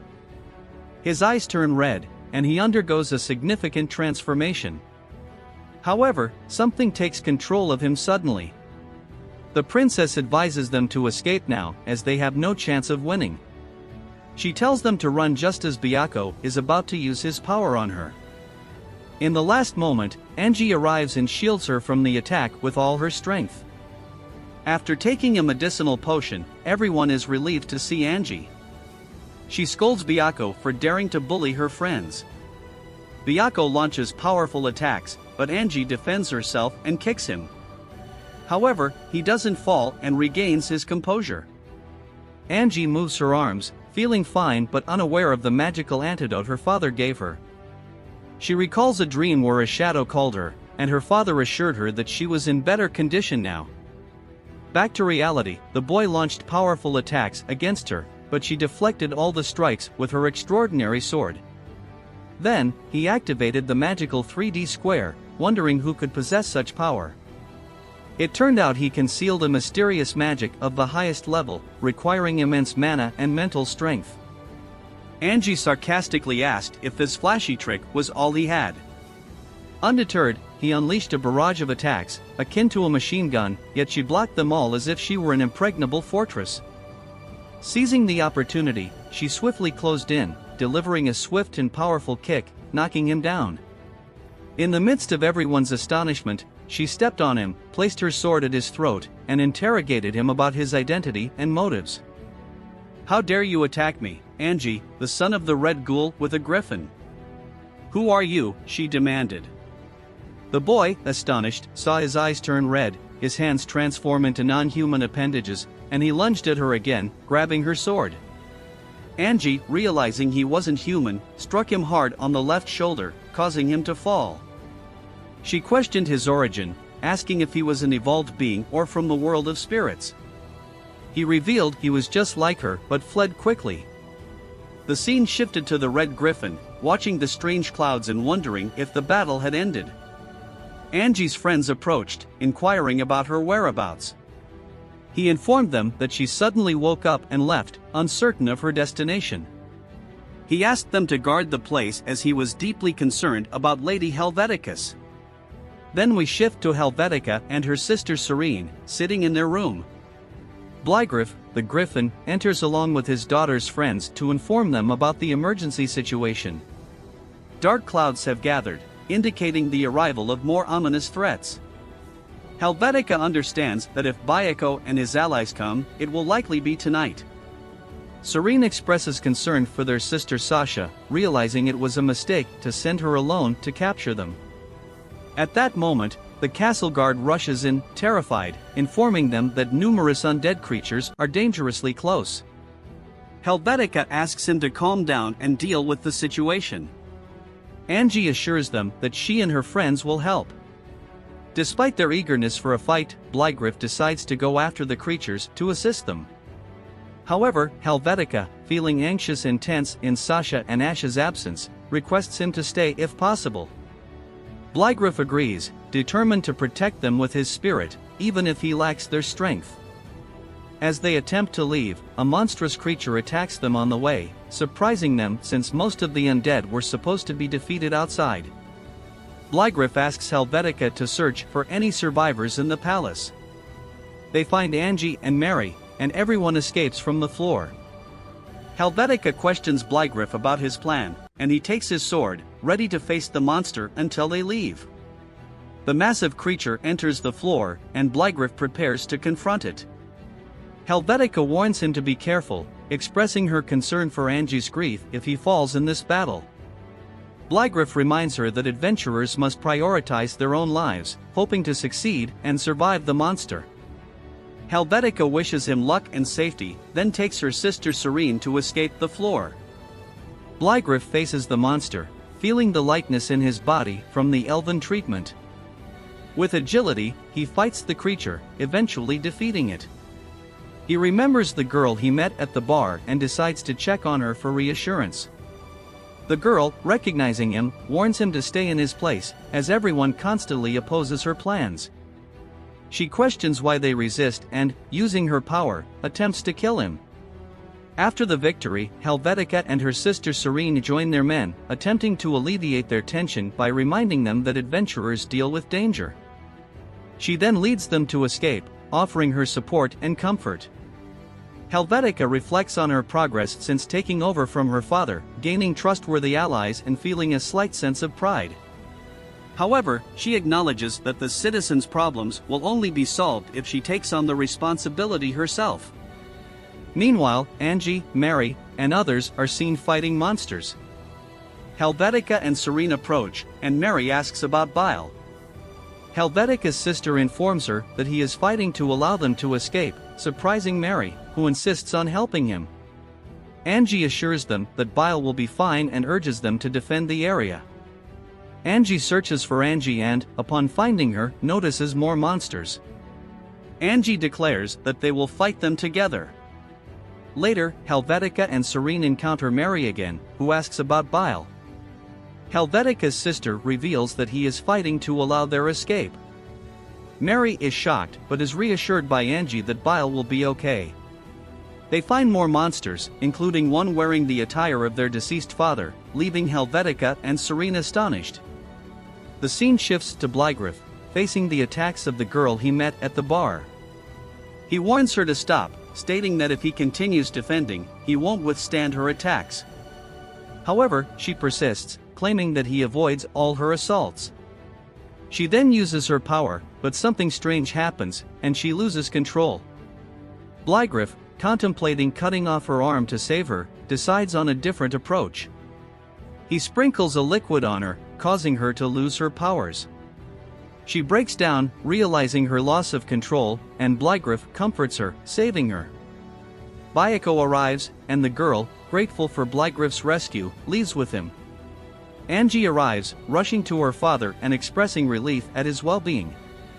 Bligriff assures her that he knew she would be okay. The scene shifts to the evil ruler, Count Malta, who expresses extreme anger. He discusses the two individuals he sent on a mission and expects them to report to him. Two guards approach, surprised by his solitary late-night departure.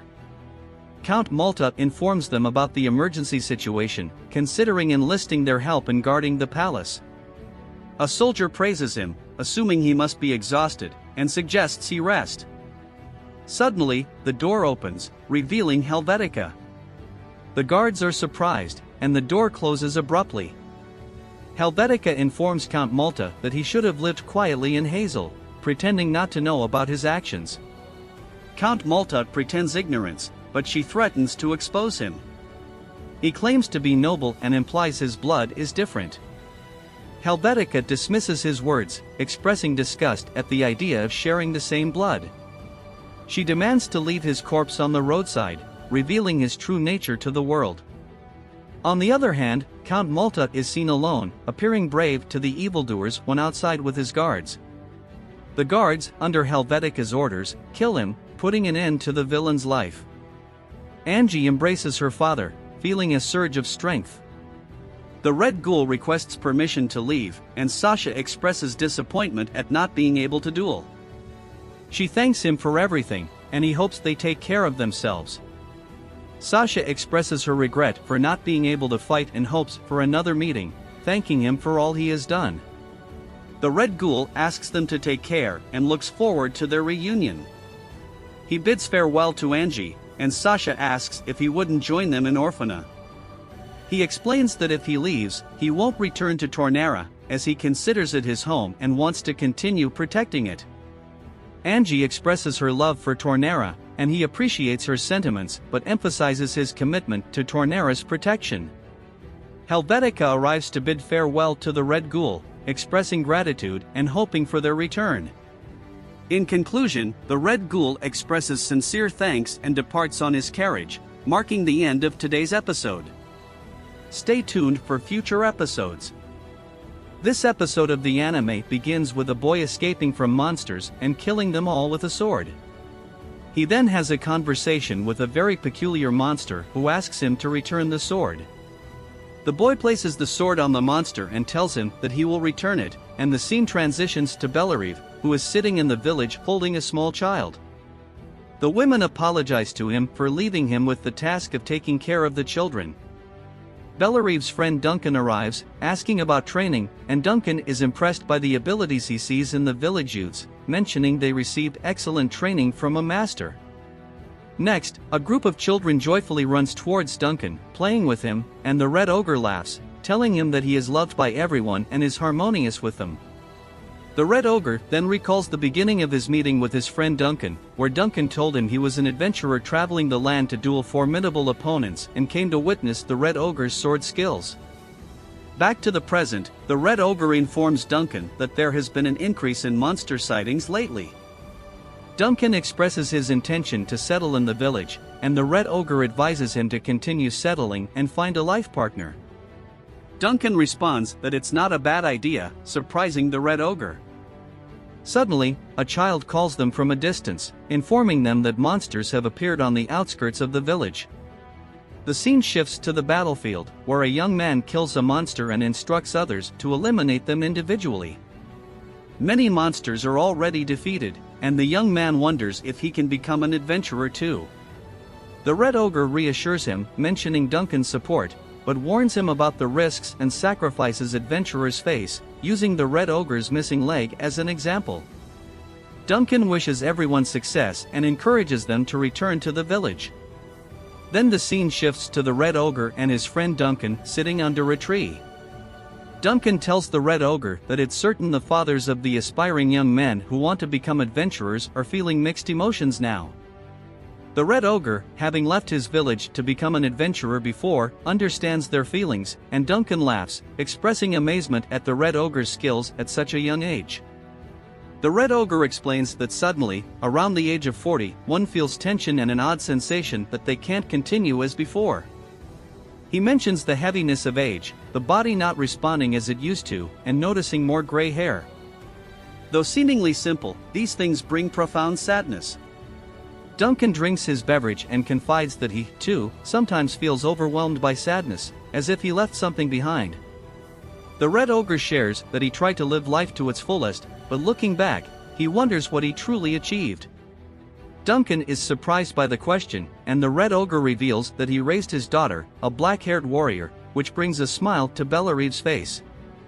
He tells Duncan that she might be the greatest source of happiness for him. Suddenly, the boy Barnes returns and informs them that his father is calling them to the village square immediately. The Red Ogre is puzzled, apologizes to Duncan, and leaves. The scene transitions to the village square, where many people are gathered. The Red Ogre arrives, and Carrie asks him what's going on. Then, a peculiar man with pointed ears and white hair, indicating he's from the elf race, catches the Red Ogre's attention. The Red Ogre approaches and welcomes him, asking his name. The elf introduces himself as Bellarive and thanks the Red Ogre, apologizing for frightening the villagers. The Red Ogre reassures him that they've never seen anyone from the elf race before. So the man, Graham, apologized for not considering that they wouldn't know him. Bellarive then invited Graham to his house to rest and have a meal. They all head to Bellarive's house, where Duncan introduces himself to Graham, explaining that he used to be a wandering adventurer but now resides with Mr. Bellarive, helping him with many things. Graham introduces himself, and Bellarive and Duncan are surprised to learn that his title is the Gatekeeper. Bellarive acknowledges that some people do call him by that name, and Duncan is ecstatic to realize that Graham is the hero who defeated demon kings and dragons. Bellarive welcomes him again, expressing pride in having him sit at the same table, and they engage in conversation. Bellarive then asks Graham why he came to this area at this time. Graham explains that he is searching for someone. During his travels in different regions, he ended up here. Bellarive understands that Graham is looking for a troublesome girl and asks if she is of noble descent. Graham replies that she is one of the daughters of Lord Oberon, the king of the Western Forest in Elven territories. Bellarive is puzzled about what such a girl is doing in these areas. Graham continues, revealing that demon kings have reappeared across the land, and she is on a journey to defeat them alone. Duncan is thrilled at the idea of a strong girl fighting demons solo. Graham clarifies that the demon king possesses a unique type of mana, making them immune to attacks unless someone has the skill to control that mana. Duncan assumes that a sorcerer is needed to fight them, but Graham explains that it's not about being a sorcerer, rather, one must use mana as a medium to convey their senses to a weapon to defend themselves. Feeling a sense of fear and mystery, Bellarive listens as Graham explains that elves possess much greater mastery over mana compared to humans, and even among elves, the girl in question has an exceptional talent. She left the forest, believing she could defeat the demon kings, but they are immortal. Duncan understands that the appearance of monsters around their city, Tanira, is likely because of these demons. Graham, however, cannot confirm that the rise in monster appearances is solely due to the demon kings, but he leans towards the possibility. Concerned for his city, Bellarive fears the worst and Graham advises them to investigate further. Bellarive, Graham, and Duncan venture into the forest to search for any clues leading to the girl. So far, they haven't found anything, but Graham senses a strange mana in the forest, indicating that something is causing this anomaly. He speculates that the forest might have turned into a demonic den, where the trees twist and life itself becomes distorted. Graham feels that the quality of this mana is different from the Demon King's mana. Suddenly, monsters appear, prompting Bellarive and Duncan to attack. They witness Graham effortlessly slaying the monsters with a single strike, showcasing his incredible strength. Bellarive and Duncan are astounded by the overwhelming power, feeling like infants compared to Graham. His attacks are powerful and wide-reaching, making their efforts seem like the flailing of small children in comparison. Graham then proceeds to talk to them about the living sword. He explains that in the Far East, there is a tree known as the steelwood tree, and its fruits have exceptionally high-quality steel. However, harnessing this steel is challenging. When transformed into a weapon, it becomes highly responsive to its wielder. Bellarive and Duncan are astonished by the power of this sword. Graham assures them that he is certain the girl will sense the mana in this forest and come here. He requests them to stay with him during the search, and Bellarive agrees, feeling reassured by Graham's presence. Graham then asks if he can stay with them during the search period, and Bellarive welcomes him into their home. Graham expresses gratitude for everything they're doing, as he cannot catch the girl without her falling into a trap. Meanwhile, we see Angie in the tavern, feeling lonely and missing her father. She tries to console herself by thinking that he must be fine, but the absence of her father weighs heavily on her. At this moment, a couple passes by, and Mary comments on Angie not having a boyfriend to distract her from loneliness. Angie replies that what she wants from her father is different from what a boyfriend could provide. Mary suggests finding a boyfriend to keep her company, but Angie dismisses the idea, stating that she doesn't trust men her age. Angie becomes adamant about finding a wife for her father to ensure he won't live alone. Mary finds this amusing, and Angie explains that if she leaves it up to him, he will never find anyone. She insists on finding a suitable candidate for him, turning the situation into a light-hearted pursuit for her. Mary asks what if her father stops spending time with her after getting married, and Angie responds that she will make sure to find someone who will still include her in her father's life. Then Angie becomes biased, saying, "My father is not among those men. I will find a wife for him, and I will find a mother for me." Then the scene shifts to the guild, where Angie sees Yuri and speaks to herself, saying, "I met her recently, but she can't believe she's 37. She's calm and wonderful, but mischievous. I won't mind her as a stepmother." Angie then speaks to Yuri, saying, "Do you want me to introduce you to my father?" Yuri and Angie's friends are shocked, and Yuri asks, "Do you mean your father, the Red Ghoul? I don't know if I'm suitable for him or not." Angie tells her, "You're an adventurer of rank A." "I told you, Yuri, that was in the past when I was an adventurer." The guild leader appears, and Angie notices his exhaustion. Later, she asks him what's wrong and why he hasn't slept well. He replies that staying up all night is tough, especially since the monster outbreak. Yuri tells him, "All you do is complain, Leo." He answers, "I'll die if I don't complain." She says, "Give me this file, I'll review it for you now." Angie gets annoyed and says, these two were members of the same group. They were close. Angie asks them, "Are you dating? Are you close and trust each other?" Leo tells her they always have each other's backs, but that doesn't make them lovers. Angie tells her, "If you think seriously about my father, he relies on you unlike the guild leader." Then Leo says to Yuri, "You must marry Angie's father and bring him here to orphan." Yuri gets annoyed and slams him against the wall, saying, "This is an excellent idea." Angie is shocked and thinks to herself, "If Yuri were my mother, she would be angry with me." Then she calls for Mary, saying, "Come on, let's go home." The scene shifts to their house, where many children are excited to see them. Angie gives them a box and says, "I'll leave this for you here." The girl thanks her, and Angie says, "I'll cook it tonight and promise them pasta." Then we see Angie preparing food, lost in thought. She looks at the nun from the orphanage where she and her friends grew up, finding her joyful and kind, excellent with children. Angie asks her, "Have you ever thought about marriage?" Rosita is surprised, asking, "Why this question all of a sudden?" Angie replies, "You're charming, hardworking, and good at cooking. You would make a wonderful wife." Then Rosita thinks that Angie is mocking her, so Angie gets angry and tells her, "I want to matchmake you." Rosita becomes very embarrassed, all thanks to Angie.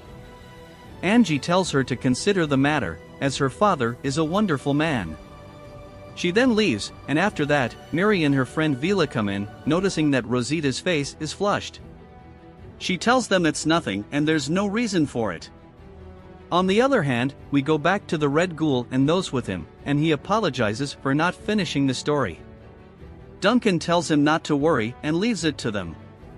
The Red Ghoul thanks them, and then Carrie comes out, saying, "Oh my, this is an eventful year." The Red Ghoul tells him that it's until the young ones get used to the work. Carrie then asks if Graham likes this place. The Red Ghoul thinks it's great that an elf likes their village, but Carrie feels awkward about talking to him because he doesn't know what to say. The Red Ghoul advises him to have a simple conversation with Graham. Carrie then gets the idea to invite Graham to lunch as a surprise. This young man comes to inform the Red Ghoul to come with him to the distant field. They rush there and find the elf girl. They ask how dare she run away after seeing their faces. The Red Ghoul apologizes, saying they're not used to elves, and asks her to forgive them. She reveals that she is the daughter of the Western King Oberon and suddenly goes to him in a hurry, grabbing him by his clothes, asking who told him that. She threatens to kill him if he doesn't tell her, and her stomach makes a lot of noises as she is very hungry. Belgariff tells her that he was thinking of having dinner and would be honored to invite the elf princess to dine. She agrees to that. Afterwards, he takes her to the house to eat, and she eats voraciously. After finishing the meal, the Red Ghoul asks her if she liked it, and she says it's okay and very delicious. He then asks for her name, and she gets angry because he hasn't told her yet how he knew who she was. He explains that he heard it from Mr. Graham, who is currently residing in the village. The girl is shocked because he is her older uncle. She tries to leave in a hurry to escape, but suddenly her uncle enters and asks what she's doing here. She tells him it's impossible, but he insists that all fathers care about their children. She doesn't believe him, thinking he's joking, and tells him she'll make him admit it the same way he made his name famous. Then she leaves in a hurry. Then Mr. Graham says, no matter how difficult it may be, I must tell her about my travels. He then mentions that Oberon is his nephew's son, and now he must face the situation. Duncan wants to go with him, but Graham tells him, I can't expose you to more family troubles. He leaves them, and the Red Ghoul comments, it doesn't seem like this will be easy. On the other hand, we switch to Angie, who says, "No one seems excited, even though my father is a wonderful man." Her friends tell her that she's rushing things too much. One of her friends suggests, "Why not let your father visit Orphan? They might discover their compatibility with him if we meet him in person. You'll be very happy, Angie." She responds, "In the next return to the village, I'll bring my father with me, and then I'll organize a wedding reception." In the evening, as she thinks about who to invite to the party, suddenly the two individuals who caused trouble in the village before appear. A mystery surrounds their arrival in the village, and Angie wonders about their exact intentions. Stay tuned for the next episode to uncover the story together. In an episode more thrilling than ever, the Red Ghoul is set to encounter a mysterious child suspected to be the future Demon King. As they come across terrifying monsters, the child, believed to hold demonic powers, is found sleeping inside a cave.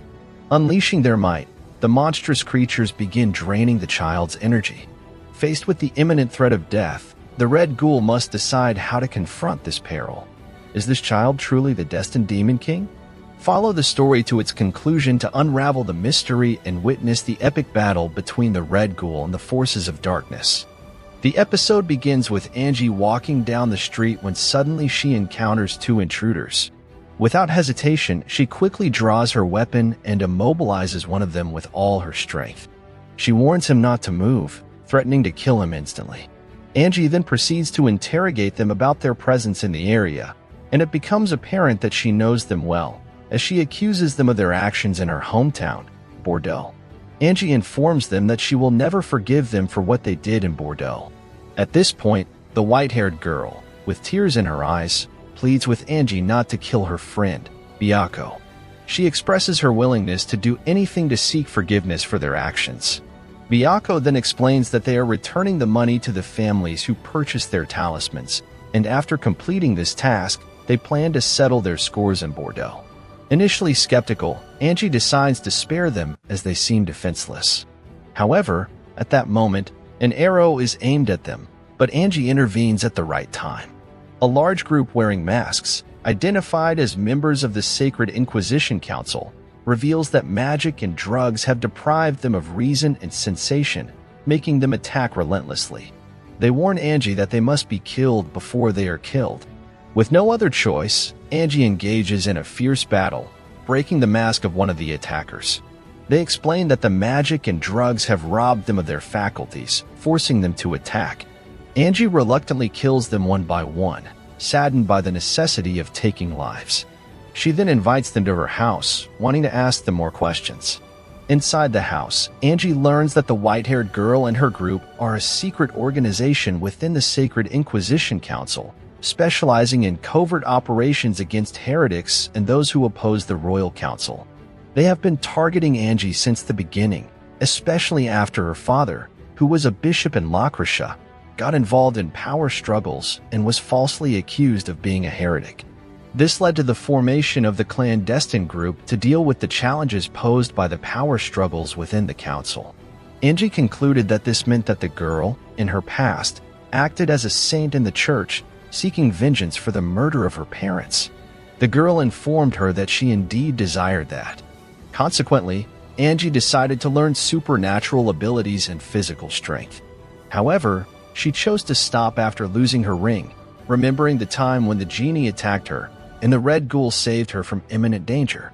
Later, she prepared the soul of Seren's father from his grave, but Count Malta ordered us to use the late Count Bordeaux.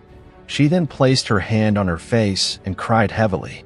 Angie imagined if her Red Ghoul father heard that conversation, would he accept their apologies? Certainly, the Red Ghoul would accept their apologies because he is a kind man with a heart full of satisfaction and forgiveness. Additionally, they are children, and her father never mistreats children. At that moment, Angie got up and held the hand of the girl, finding many injuries on her. Some people had beaten her for lying to them when she returned the money, but Miyako always intervened to save her. Angie told them that they should stay overnight, and Miyako warned her they might kill her in her sleep. Angie laughed and asked him if he thought he could kill her. Then she placed her hand on the girl's hair, wanting to protect her in the future. Angie then asked about the automaton's ability. Miyako informed her that it was a borrowed enchantment, and after withdrawing from them, he could no longer use it. She reassured them that it would protect them until they reached Bordeaux. The scene then shifts to the girl with the big ears. Miss Margaret now stands before this child, believing him to be the Demon King. She confronts him, intending to kill him before he can do anything, mocking him for thinking she is weak and incapable. She launches an attack on him, with Mr. Graham standing at a distance, watching her sadly as she doesn't heed his words. The child summons ghosts, and Margaret continues her relentless pursuit, determined to never give up. At this moment, Bill Grieve and Duncan arrive, and Graham asks them what they are doing here. Duncan explains that they spent a whole night here and thought something might have happened to them, so they hurriedly came. Graham realizes that time has indeed passed, and the twisted space affects the passage of time as well. Bill Grieve asks about the child, if he is the Demon King, but he doesn't sense any secrets or hostility from him. Margaret, however, doesn't understand this. We then see Margaret attacking the ghost, but it retaliates, striking her and throwing her away. Bill Grieve catches her, and Margaret is angered when she sees him. She questions him about why he's here, and he tells her that he'll talk to her later. He hands her over to Mr. Graham and then goes to fight the ghost himself. Margaret continues to scream at him, trying to make him stop what he's doing, insisting that she can continue the fight on her own. Graham angrily tells her that she must act rationally to avoid losing her life. Bill Grieve stands before the small child, looking at him for a moment before returning to Graham and Margaret. He asks them to withdraw, as there's no use in continuing the fight or staying here. The child is still a small, frightened one, trying to defend himself, and nothing more. Bill Grieve then calls for Duncan, telling him they will leave this place immediately, and Duncan agrees. His task is to protect their backs as they exit this place. In the pitch-black darkness, Bill Grieve sits with Graham and their friend Duncan. Graham gazes at Margaret with frustration, considering her a troublemaker. He wishes that she learns her lesson now. Bill Grieve asks Graham if he has been through a similar experience, to which Graham replies that he raised Margaret, teaching her how to handle a sword. She has been fascinated by the outside world since childhood, always eager to hear its stories. Graham explains that the elves are indifferent to individual desires, but Margaret seems to seek personal recognition. The elves, who leave the forest and live a solitary life, even upon their return, need time before being accepted again. Graham understands this feeling well, having gone through it before. Margaret wakes up at this point and asks him to mind his own business and leave her to her future. Graham inquires about her condition, but Margaret doesn't respond, claiming she's content now that the outcome is what she wanted. This angers Graham, and he warns her not to use that magic again. Her reckless behavior will lead to her demise. Margaret dismisses his lectures, saying she's had enough of them. She tries to move, but she's still unwell. Duncan asks her not to move, as her wounds haven't healed yet. Margaret sarcastically shouts that she's fed up with their lectures and that they also fooled her. She mocks them for watching a foolish, reckless girl face such a significant loss. Graham silences her, stating that her impulsive behavior will lead her to a great loss. He tells her that Bill Grieve and Duncan were very concerned about her. Margaret attempts to move and take her clothes, claiming that she's done with them and that they laughed at her too. Graham silences her again, saying she's speaking inappropriately. He then informs her that Bill Grieve and Duncan were worried about her and wanted to confess something, but her actions pushed everyone away. Enraged, Margaret grabs her clothes and leaves the house. Duncan calls after her to make her come back, but Graham stops him, asking him not to let her go. Bill Grieve follows Margaret, and Graham calls after him, thanking him for his words. He then asks him to calm down, understanding that he is angry with himself for what's happening. Sometimes, people show stubbornness when it comes to those they love. In the end, Graham requests Bill Grieve to let the matter go. Thanking Graham, Bill Grieve assures him that he will check on the girl. Afterwards, we see Margaret standing in the forest in the darkness, and Bill Grieve approaches her.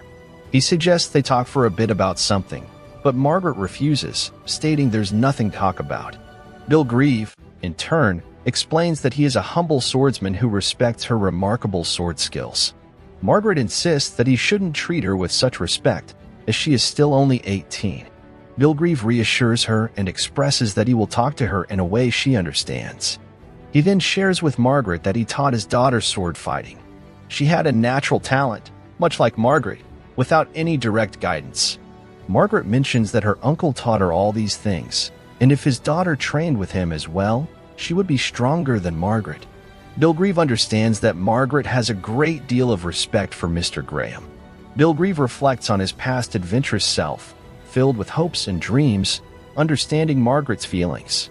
He points out the consequence of his actions, referring to his injured legs. Margaret is surprised by his openness and then apologizes to him. They decide to return home together. Back at the house, Graham is pleased to see them return.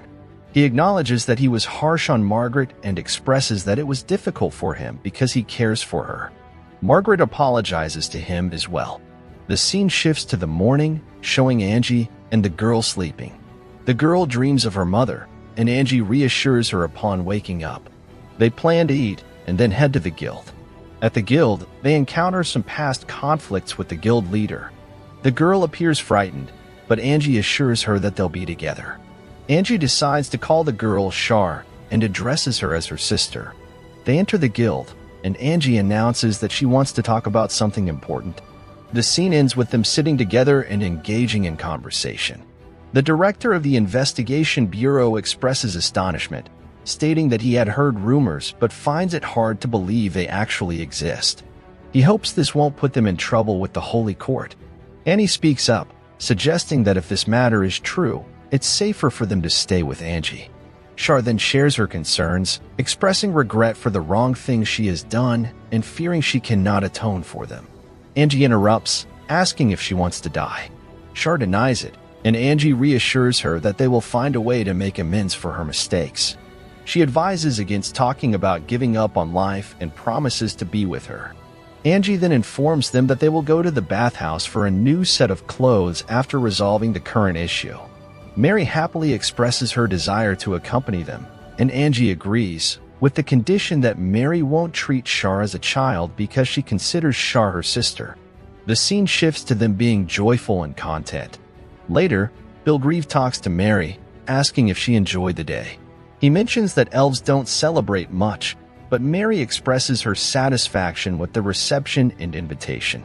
In the early morning, they hear unusual sounds from the animals. Mary questions the situation, and Bilgrave explains that something strange is happening, as the animals are frozen in place and not moving. Graham informs them that it's due to the change in the forest mana flow. Mary suggests going to check the situation, and Bilgrave decides to accompany her, instructing Duncan to guard the village. Duncan reassures them that he will defend the village and hopes they can reach the source of the problem. Bilgrave and Mary head towards the frozen animals, and Mary expresses her discomfort with the mana. Bilgrave explains that the cursed smoke is terrifying and accompanies her into the cave again. Inside, they find a little girl lying on the ground, clearly sick. Mary senses that the source is dying, but the forest condition is deteriorating. Bilgrave informs her that they don't know if this child's mana is similar to that of the Demon King's. Mary informs Bilgrave that the child is not just similar, it is a Demon King. Suddenly, the giant monster reappears, and Bilgrave notes that it seems to be an amalgamation of monsters, a rare occurrence in high-level dungeons. The monster absorbs the mana of the child on the ground, confirming it as the source of the problem. Bilgrave realizes that the monster must possess a core somewhere, and Mary suggests tracking it.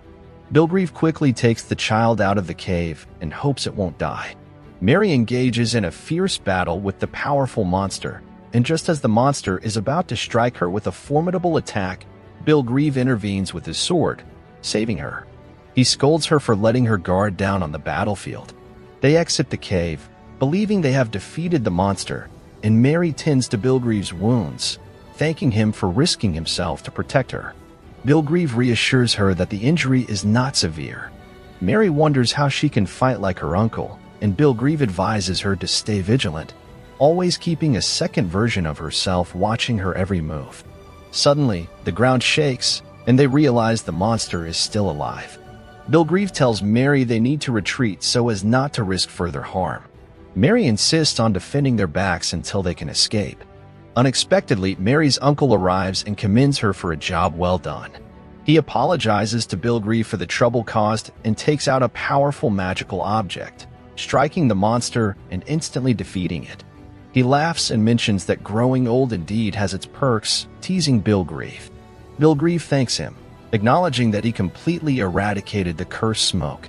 They return home, and the child wakes up, nibbling on a wooden piece. Duncan questions Mary about the child, and Graham explains that most of its body is human, resembling Demon King mana but not possessing much at the moment. Mary asks what they should do with the child, and Bilgrave suggests waiting for Angie's opinion. However, he believes the child is not a threat, and Mary agrees to take on the responsibility of raising it.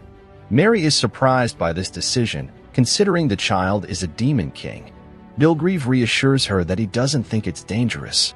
Mary agrees to Bilgrave's decision, telling him it's his home, and he can do as he pleases. Bilgrave mentions that they'll still consult Angie, but assures her that everything will be fine. The episode concludes with a call for viewers to subscribe to the channel and activate the notification bell for future episodes. Today's episode of this anime begins with a prince standing before his guard. The guard informs him that the homunculus want to return to Solomon, where their explicit expression of love and lack of possession causes them to lose control. The prince asks about Baal, and the guard reveals that he escaped after waking up.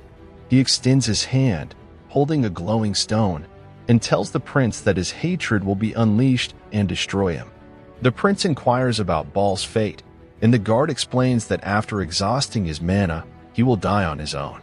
The scene then transitions to Angeline dreaming of her and her father fighting a monster. Suddenly, Angeline wakes up and looks at Shore and Miyako, stating that she must protect them. The scene shifts to Angeline and Shore, where Shore is dressing elegantly.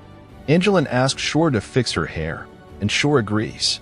After arranging Angeline's hair, Shore creates a beautiful braid, and Angeline expresses her gratitude. The scene concludes with Angeline being happy to have younger siblings. Next, the three heroes walk through the market, holding hands. Angeline asks if this is entertaining, and Miyako replies that they should relax a bit.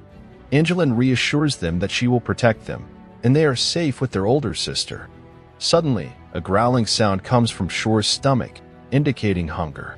Angeline suggests they go for food, and Shore asks Miyako what he wants to eat.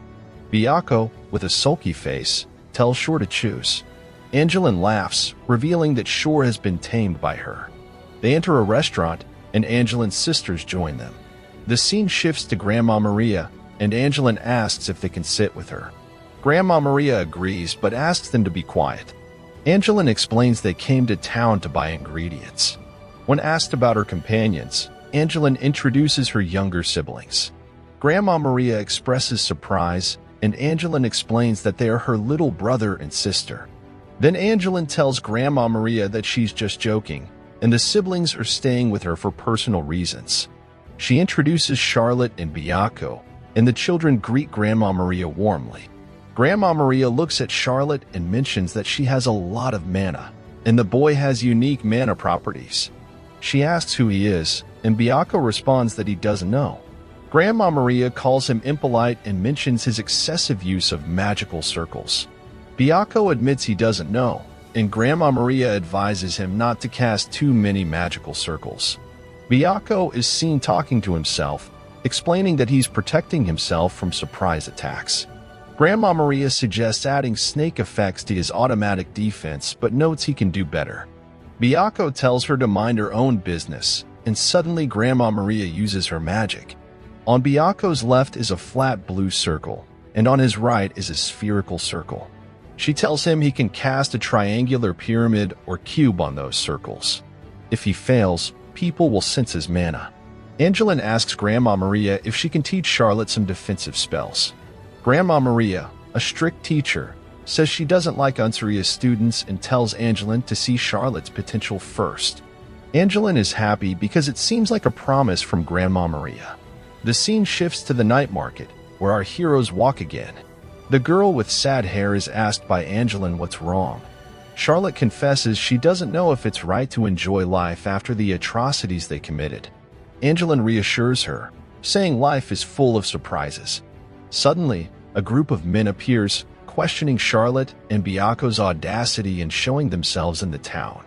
Charlotte apologizes, but one of the men claims that Solomon was a deception, and they return the money. Miyako questions why they're still being chased, and Angeline steps forward. One of the men tells Angeline not to interfere in matters that don't concern her. Angeline clarifies that she never said they didn't make mistakes, but children who regret their actions shouldn't be bullied. As the man gets angry at her, suddenly, a girl named Rosetta-san appears.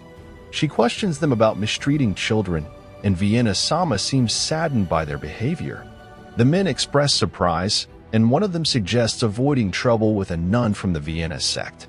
Rosetta then takes Angeline, Charlotte, and Miyako with her. Angeline thanks Rosetta, who mentions she's relieved they're unharmed.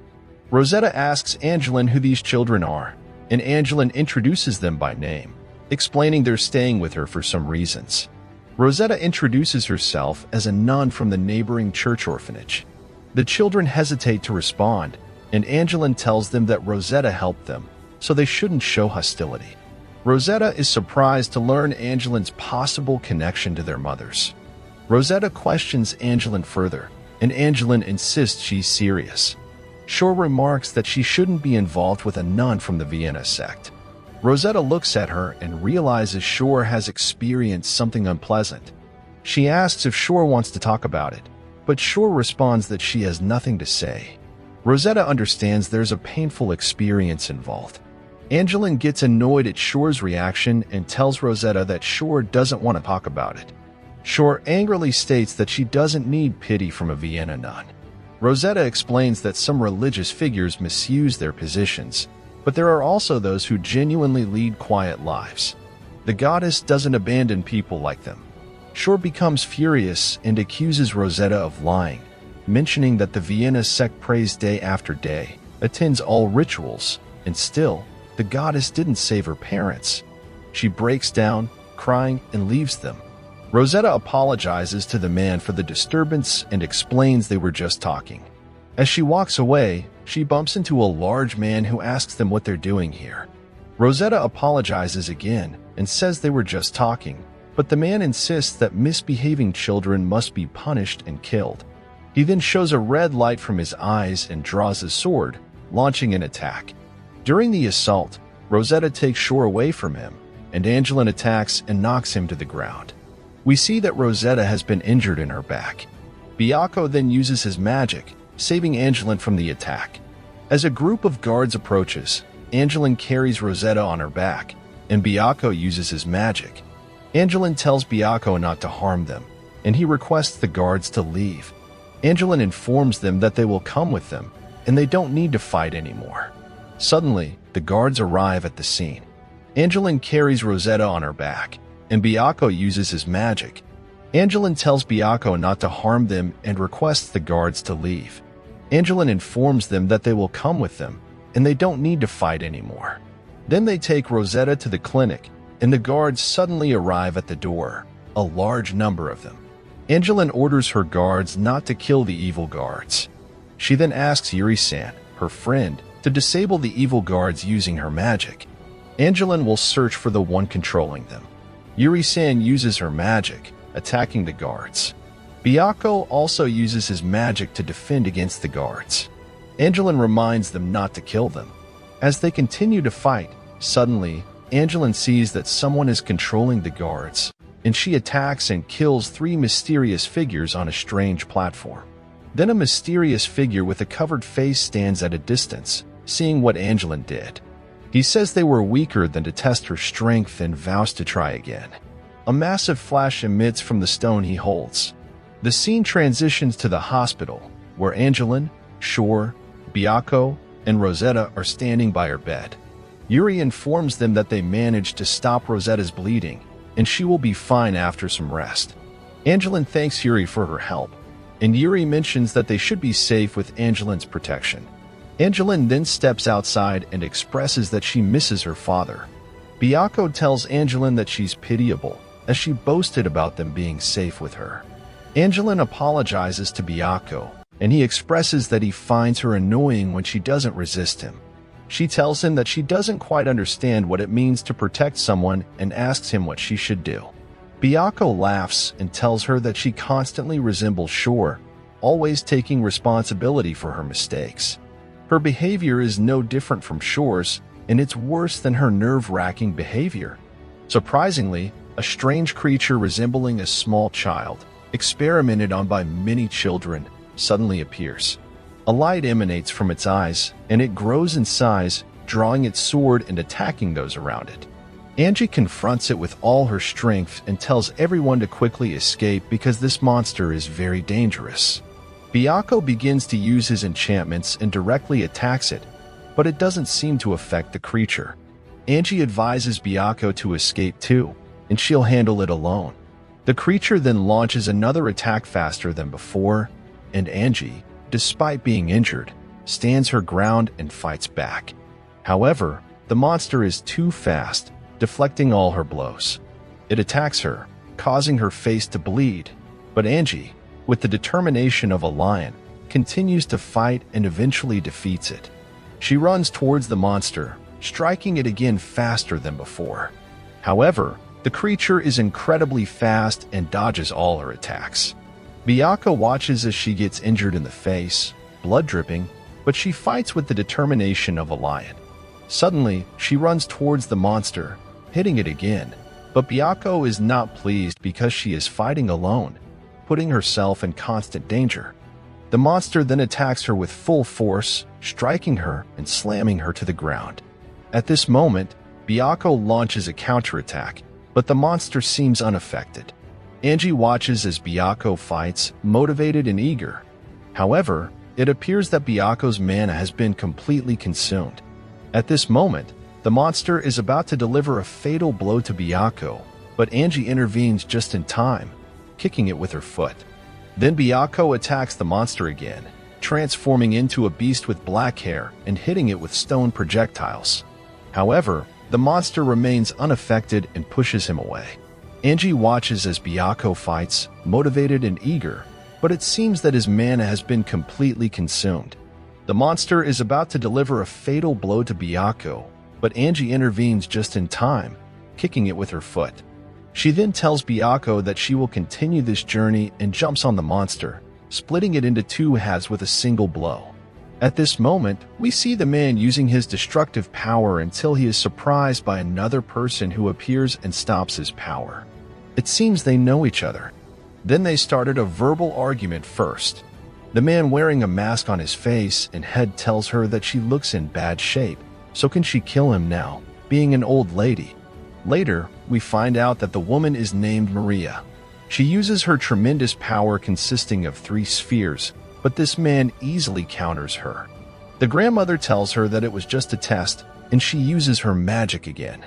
Suddenly, a strange magic appears beneath the man, pulling him down, and the grandmother releases her magic on him again.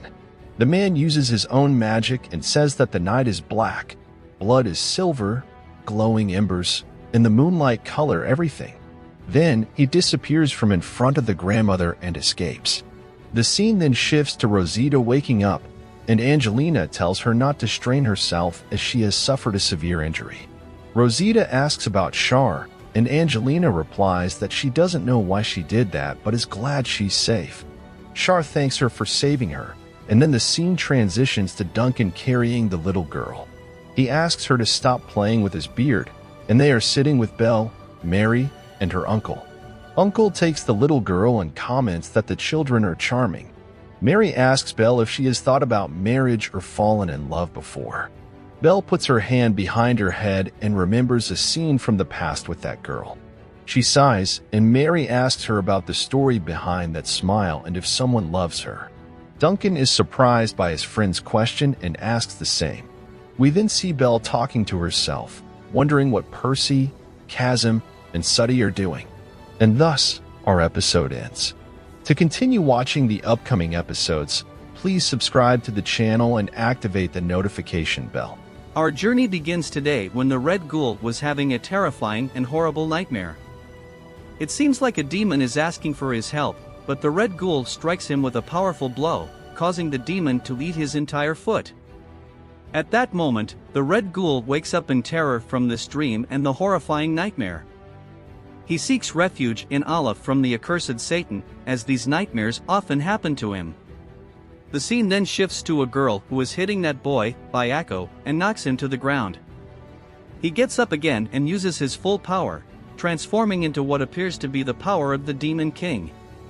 However, she informs him that it's the power of the Demon King, Ayak, and relies on it. Then, she does something, and the power stops, returning Miyako to his true form. She tells him that if he relies on that power, he will inevitably be destroyed. At this point, he uses another power and directs it towards her, but she blocks all the attacks. It seems like she is training him to become stronger than before. She advises him to focus on the organ that generates mana in his body because his body emits a lot of mana, but he is not focusing on the required organ. She prefers her own mana over the Demon King's mana. Next, we see Charlotte, Miyako's friend, along with Angie. Charlotte seems very worried about him and asks if he is okay.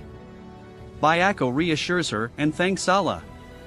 Then, he asks the old lady to face him again because he now understands the secret, and he will defeat her. The old lady gets very angry because he calls her a loose woman and her eyes turn red. Miyako is not respectful. We then see Charlotte talking to Angie, telling her not to worry about her friend. She trains him properly so that he becomes a reliable young man in all situations. As for you, Chart, you must learn a lot of supernatural abilities, but you have to go to a different place than Grandma Marie's because she has a firm and strong personality and possesses some brutality. The scene shifts to the evening when Angie is packing her bag because they are finally returning to their homeland. Miyako sees her with some wounds on his face and tells her that she is a strange girl because she wants to return home. Angie gets angry and tells him to be quiet because home is the warm place where she was raised and where she found all her memories. Then Miyako asks Angie about her father, whether he's the one with red hair known as the ghoul. Angie confirms this and mentions that he's a wonderful and kind man with gentle hands. He had saved her before, and Charlotte adds that he's a great guy. Miyako, however, is very angry.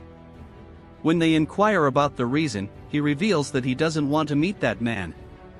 Angie reassures them, saying that the man is kind, and standing beside her, the girl with the big hat suggests that being around Belle makes her feel safe, almost like he's her father. Afterward, the man approaches Lionel and tells him that he received his message and that he can't deceive them. This leaves Lionel scared, questioning why he came at this time. The old lady then speaks to him, warning Lionel that he can no longer pretend to be ignorant. Lionel responds, saying that if the man had come a little earlier, it would have been better. Later, we see Graham sitting with Belgriff, expressing concern about the unusual rain at this time and hoping it's not a bad sign. Belgriff warns him not to excel in ominous predictions, as when Graham says such things, something bad usually happens. Graham apologizes, citing it as a bad habit. Their daughter calls them for lunch, and they discuss the difficulty of leaving Ternera after winter due to heavy snow. Margaret considers leaving before that and reveals her plan to go south in Ternera to become an adventurer. Belgriff is surprised and questions where she will go. Margaret explains that she wants to explore and become an adventurer like him. Her little sister expresses concern about her leaving, but Margaret promises to return after becoming a first-class adventurer. Then Duncan speaks, saying that he has also been thinking about leaving the country. Everyone is surprised, and he explains that there are people he wants to meet. Belgriff remarks that where there's a will, there's a way, and then asks about Hannah. Duncan continues, stating that this will be his last journey. They inquire if he plans to return, urging him not to be absent for too long. Margaret asks him to specify when he'll leave, and he says it will be after the autumn festival, which she finds to be a long time. Belgriff suggests she stay until the festival, as many caravans and traders will come, and she can leave with them. Margaret insists on traveling alone, finding it much easier. They argue about reducing risks and costs if she truly wants to become an adventurer. Mary promises to put in some effort, and Belgriff reflects that he has grown accustomed to the lively atmosphere and will miss them after they leave. Next, we shift to Angeline, who is angry. She tells Lionel that the answer is coming from the Grand Duke, not them, and she doesn't care if he has any right to command her. The old lady interjects, saying it's not Lionel's fault. Angeline retorts that if she goes to Stogol now, winter will arrive before she notices, making it impossible to return to Ternera. Angeline states that she won't go in any case, regardless of parties or honors. Lionel warns her that they will be in danger if they anger the Grand Duke, but Angeline remains indifferent, saying that even if they remove her from her position, she doesn't care about dying. Then he asks if both of them agree with her opinion. The Silver Old Man speaks and informs Lionel that the guild sent him a message, asking them to send Lionel to Duke Eastegale. He adds that it's no longer their concern. However, their other friend, Shibberg, chimes in, suggesting that they should reject this ridiculous request. Shibberg expresses confidence that if they come to bother them, they can easily crush them, as they cannot confront them in any way. Lionel is concerned, saying they can't do that. The old man suggests it's a possible option, and Shibberg is on their side. If they can convince Mary to join, they can overwhelm them. Lionel, however, becomes angry, firmly stating that he doesn't want to turn this country into a battlefield. Angeline then takes the message, stating that she needs to go and that's it. They are all shocked, and she comments that fighting an army of zealots seems amusing, but her father would be angry if he found out she didn't go to the ceremony. She leaves, and Shibberg comments that she has finally matured.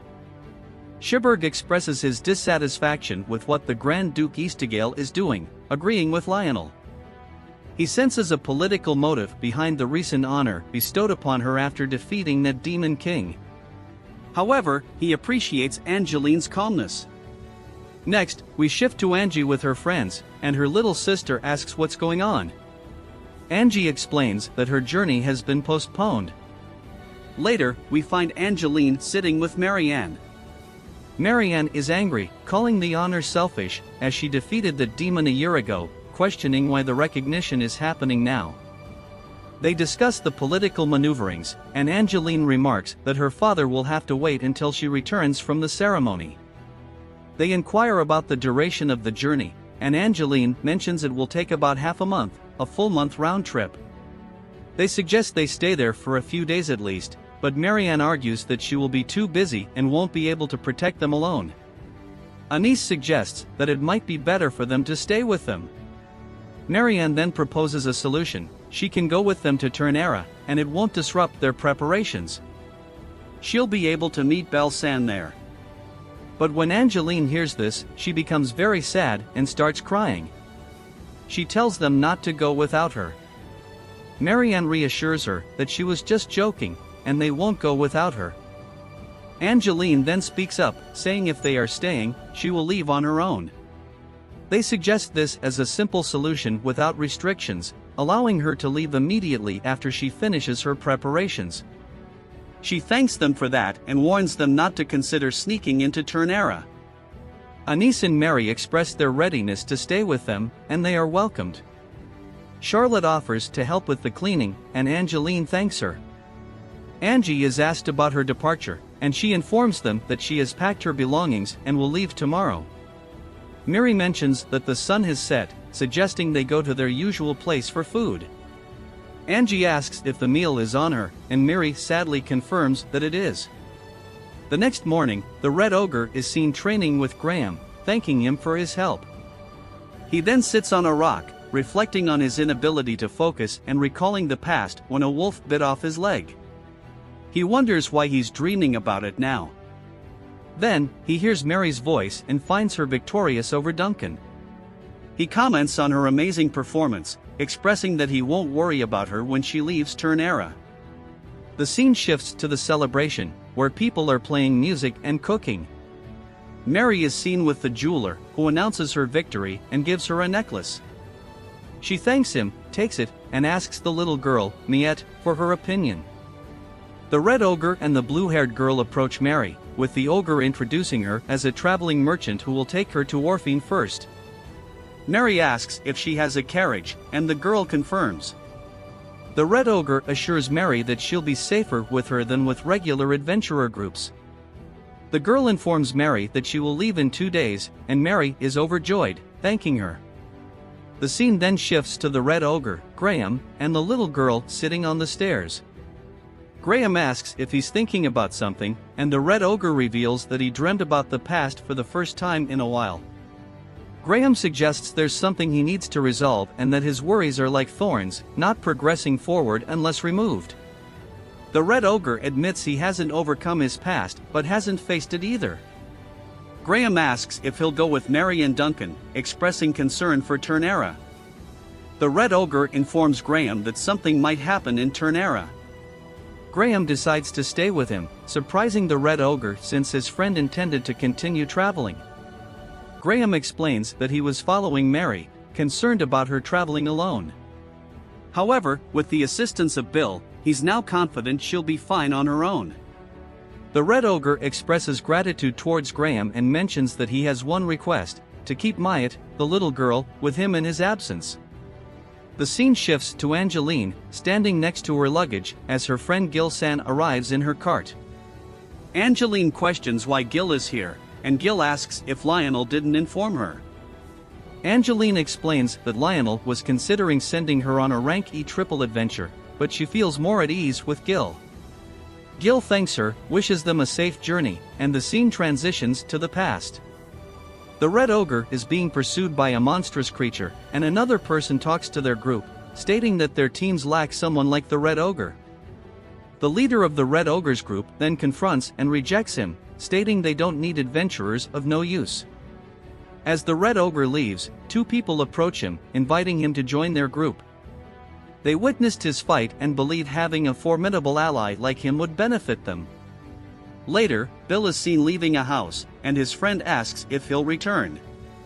Bill is sure he won't obstruct their path and wishes them well. The group has reached rank B and is close to the top. He doesn't want to hinder them, and all that matters to him is that they're alive and well.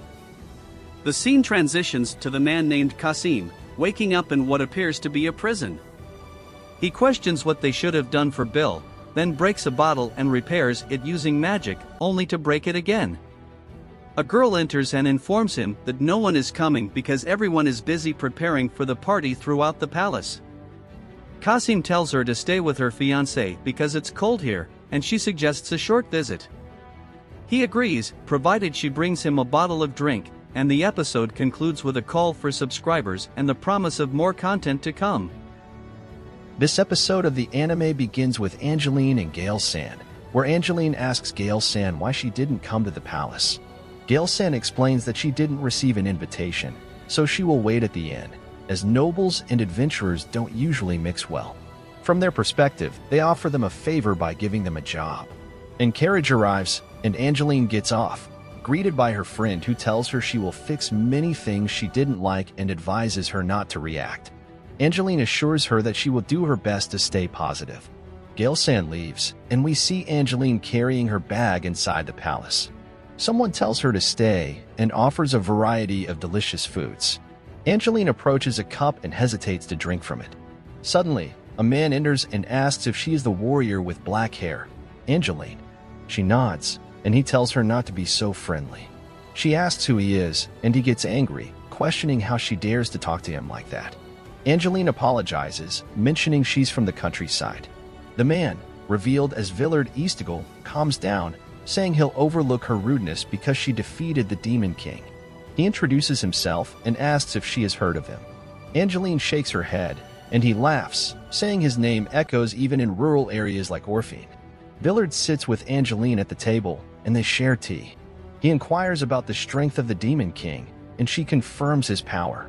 Villard tells her to take pride in defeating him, as it will improve his father's opinion of him. He advises her not to let her brother receive all the praise. Angeline asks about the celebration ceremony, and Villard says it will be in 3 days. He then calls a servant to take Angeline to rest, bathe, and wear a beautiful dress. He instructs her to learn basic etiquette to avoid causing trouble. As Villard leaves, he warns her not to stir up too much trouble and exits. Angeline asks the maid about the man, and the translation ends with the question of who that young man is. The maid informs her that he is the second son of the eldest duke. The scene then transitions to three maids expressing admiration for Angeline due to her slim figure and beautiful hair.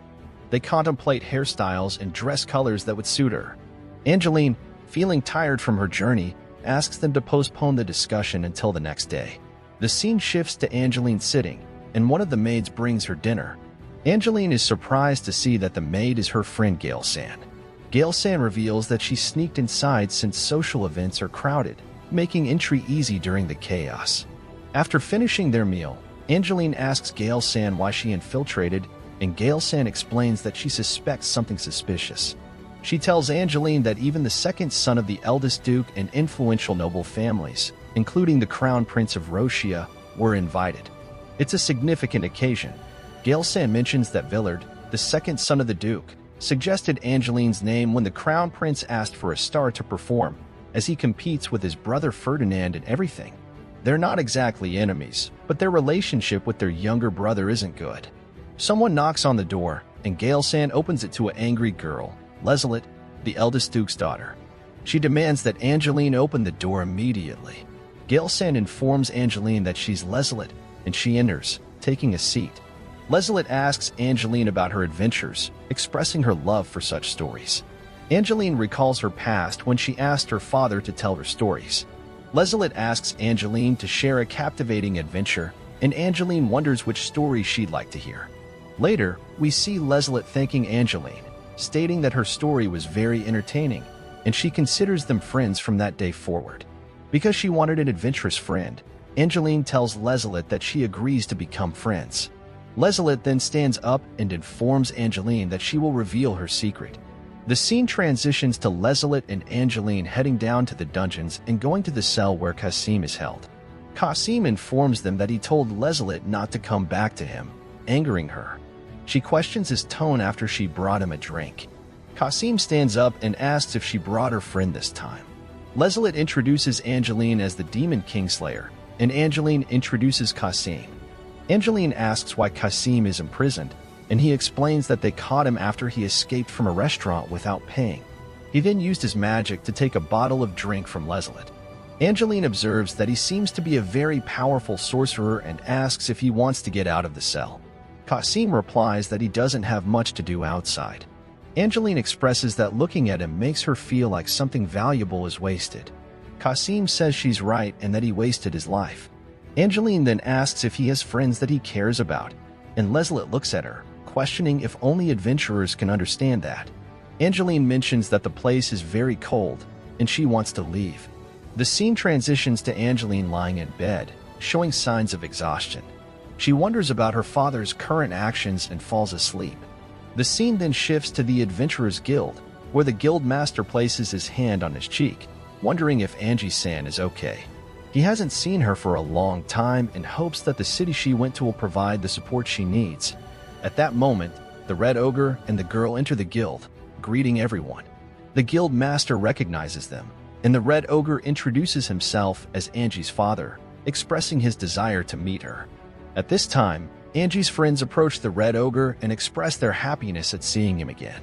They inquire about the reason for his visit, and the boy with the hat mentions that Angie is not here.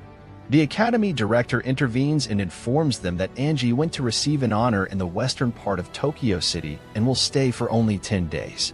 Seeing the academy head sitting on the floor in such a manner, the Red Ogre advises him to stand up, and the academy head complies.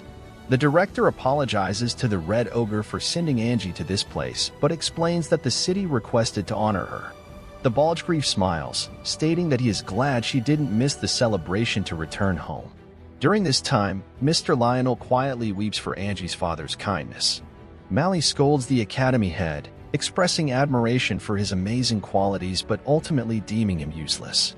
The academy director is astonished by Mally's words, but Mr. Bill advises her that it's not ethical or cultured behavior.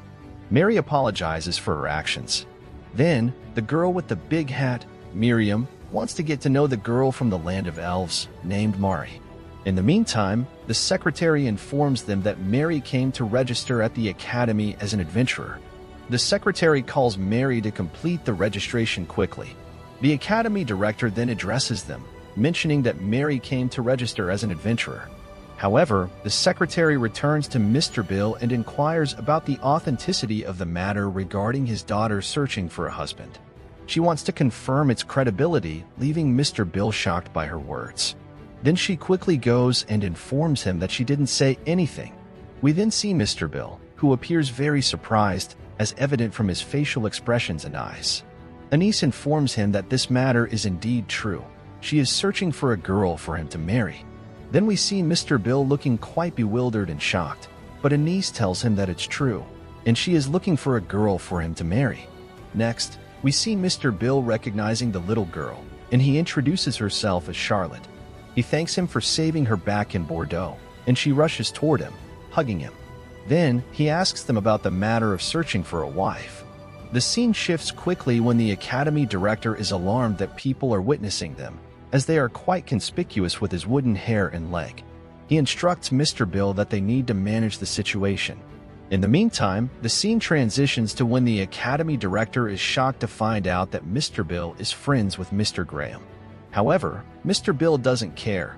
He wants to know the story behind the wife-searching inquiry. This astonishes everyone, and they tell him that he should ask his daughter Angie about it. Mary asks Mr. Bill if he is interested in getting married, but the elf girl interjects, saying that his heart is already attached to a girl. This excites the girls, and they want to know who this girl is. They ask him if he came to Orphelin to find this girl, but he clarifies that he came here to track down his old friends, unsure if most of them are still adventurers or retired or even deceased. When Anise asks him about their names, he starts to tell her. There is a person named Percival, who was an excellent swordsman, and another named Kasim, who was a powerful wizard, and Kasim, by the way, is the person currently in prison.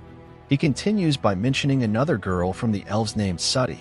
The academy director is surprised when he hears the names Percival and Kasim, and Mr. Bill tells them that both were adventurers of rank S. Percival was known as the Supreme Sword King. As for Kasim, he retired from adventuring but continued using his name as a sorcerer, earning the nickname Earthbreaker. However, both Kasim and Percival left the town a long time ago.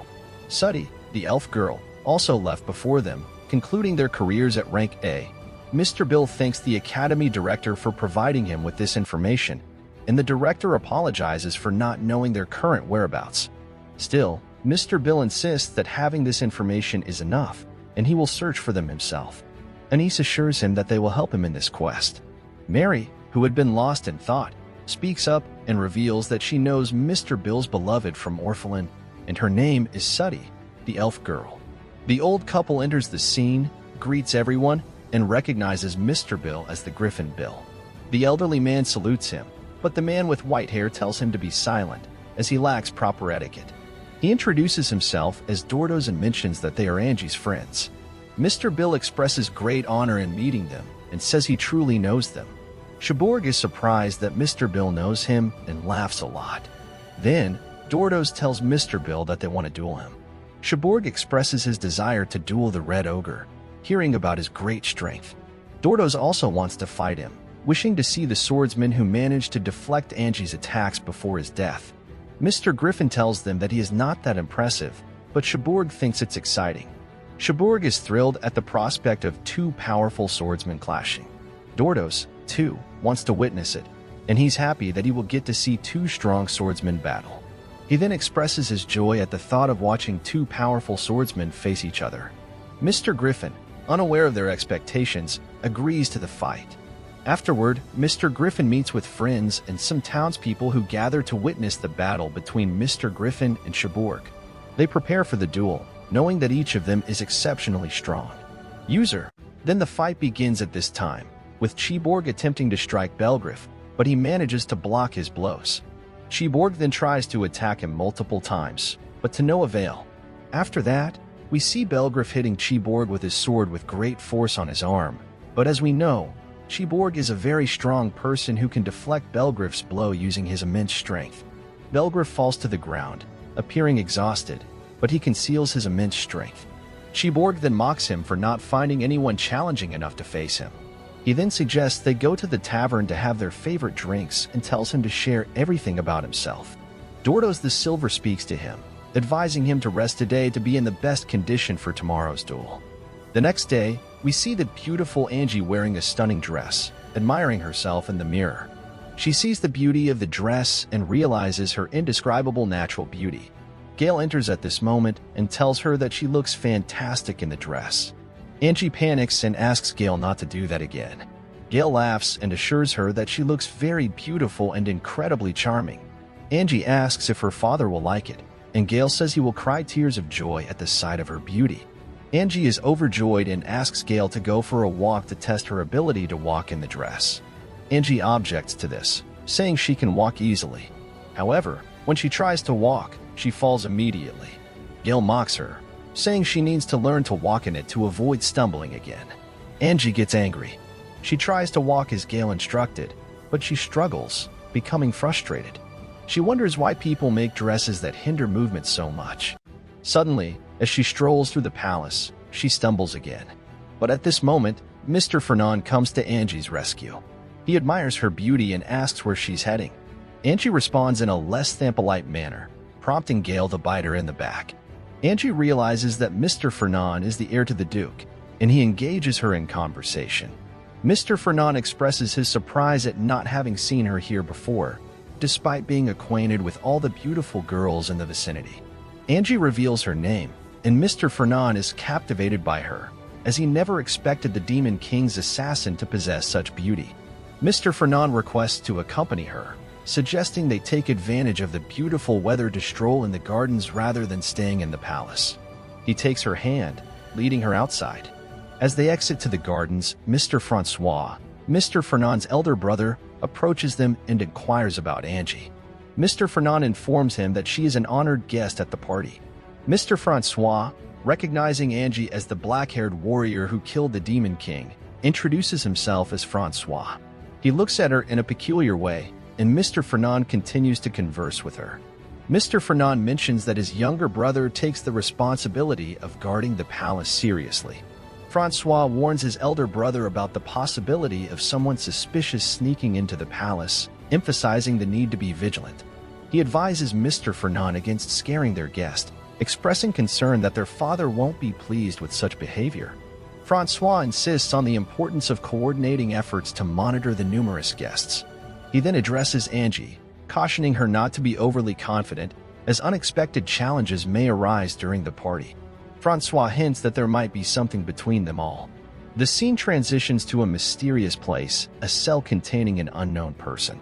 This episode of this anime begins with Kasim, where soldiers open his cell and inform him that the king summons him. Kasim uses his magic to free himself and surprises the guard.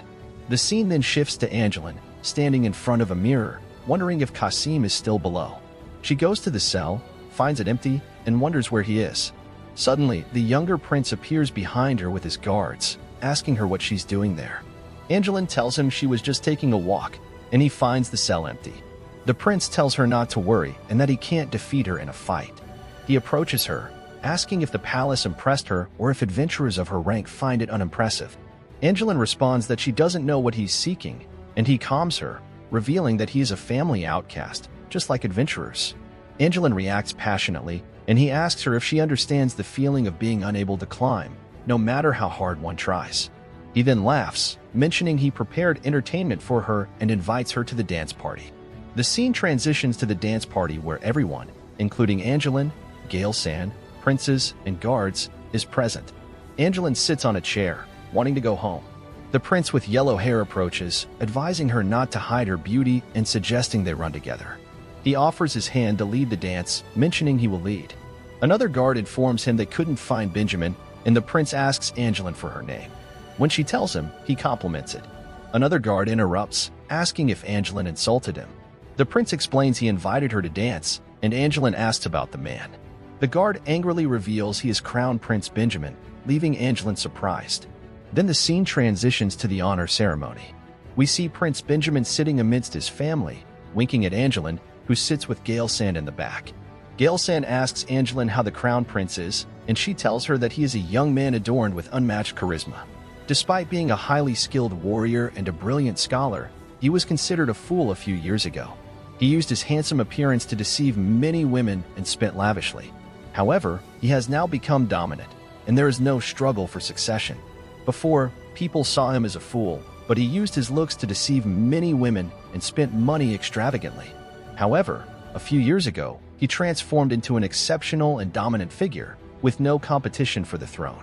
Gale San describes him as a man of exceptional dominance. The scene then shifts to the prince addressing the guests, informing them that they have invited an unusual guest. Despite having numerous heroes, only a few could claim victory over the Demon King. The warrior Angeline is then presented, deserving recognition for her skills in defeating the Demon King. The prince requests his father to honor Angeline appropriately for her achievements. However, his brother, Francois, intervenes, angering the prince. Francois claims to have a reason for opposing the recognition. Angeline reveals that she killed the Demon King, and Francois wants practical proof. He brings a formidable fighter, known as the Skybreaker, who defeated the Demon King and attacked the Empire. Then, Kasim enters the party, and Francois informs them that Kasim will demonstrate the spell he used to kill the Void Lord, the Heartlancer Spear.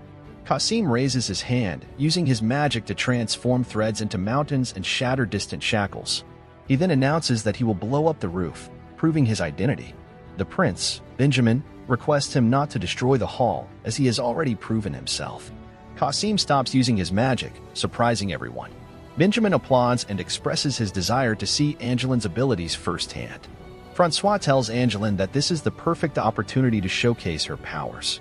Then the guard presents her with a sword, but Angeline takes it and drops it to the ground. With anger, she tells them that her skills are not for entertainment, but to protect the weak and defeat evil monsters.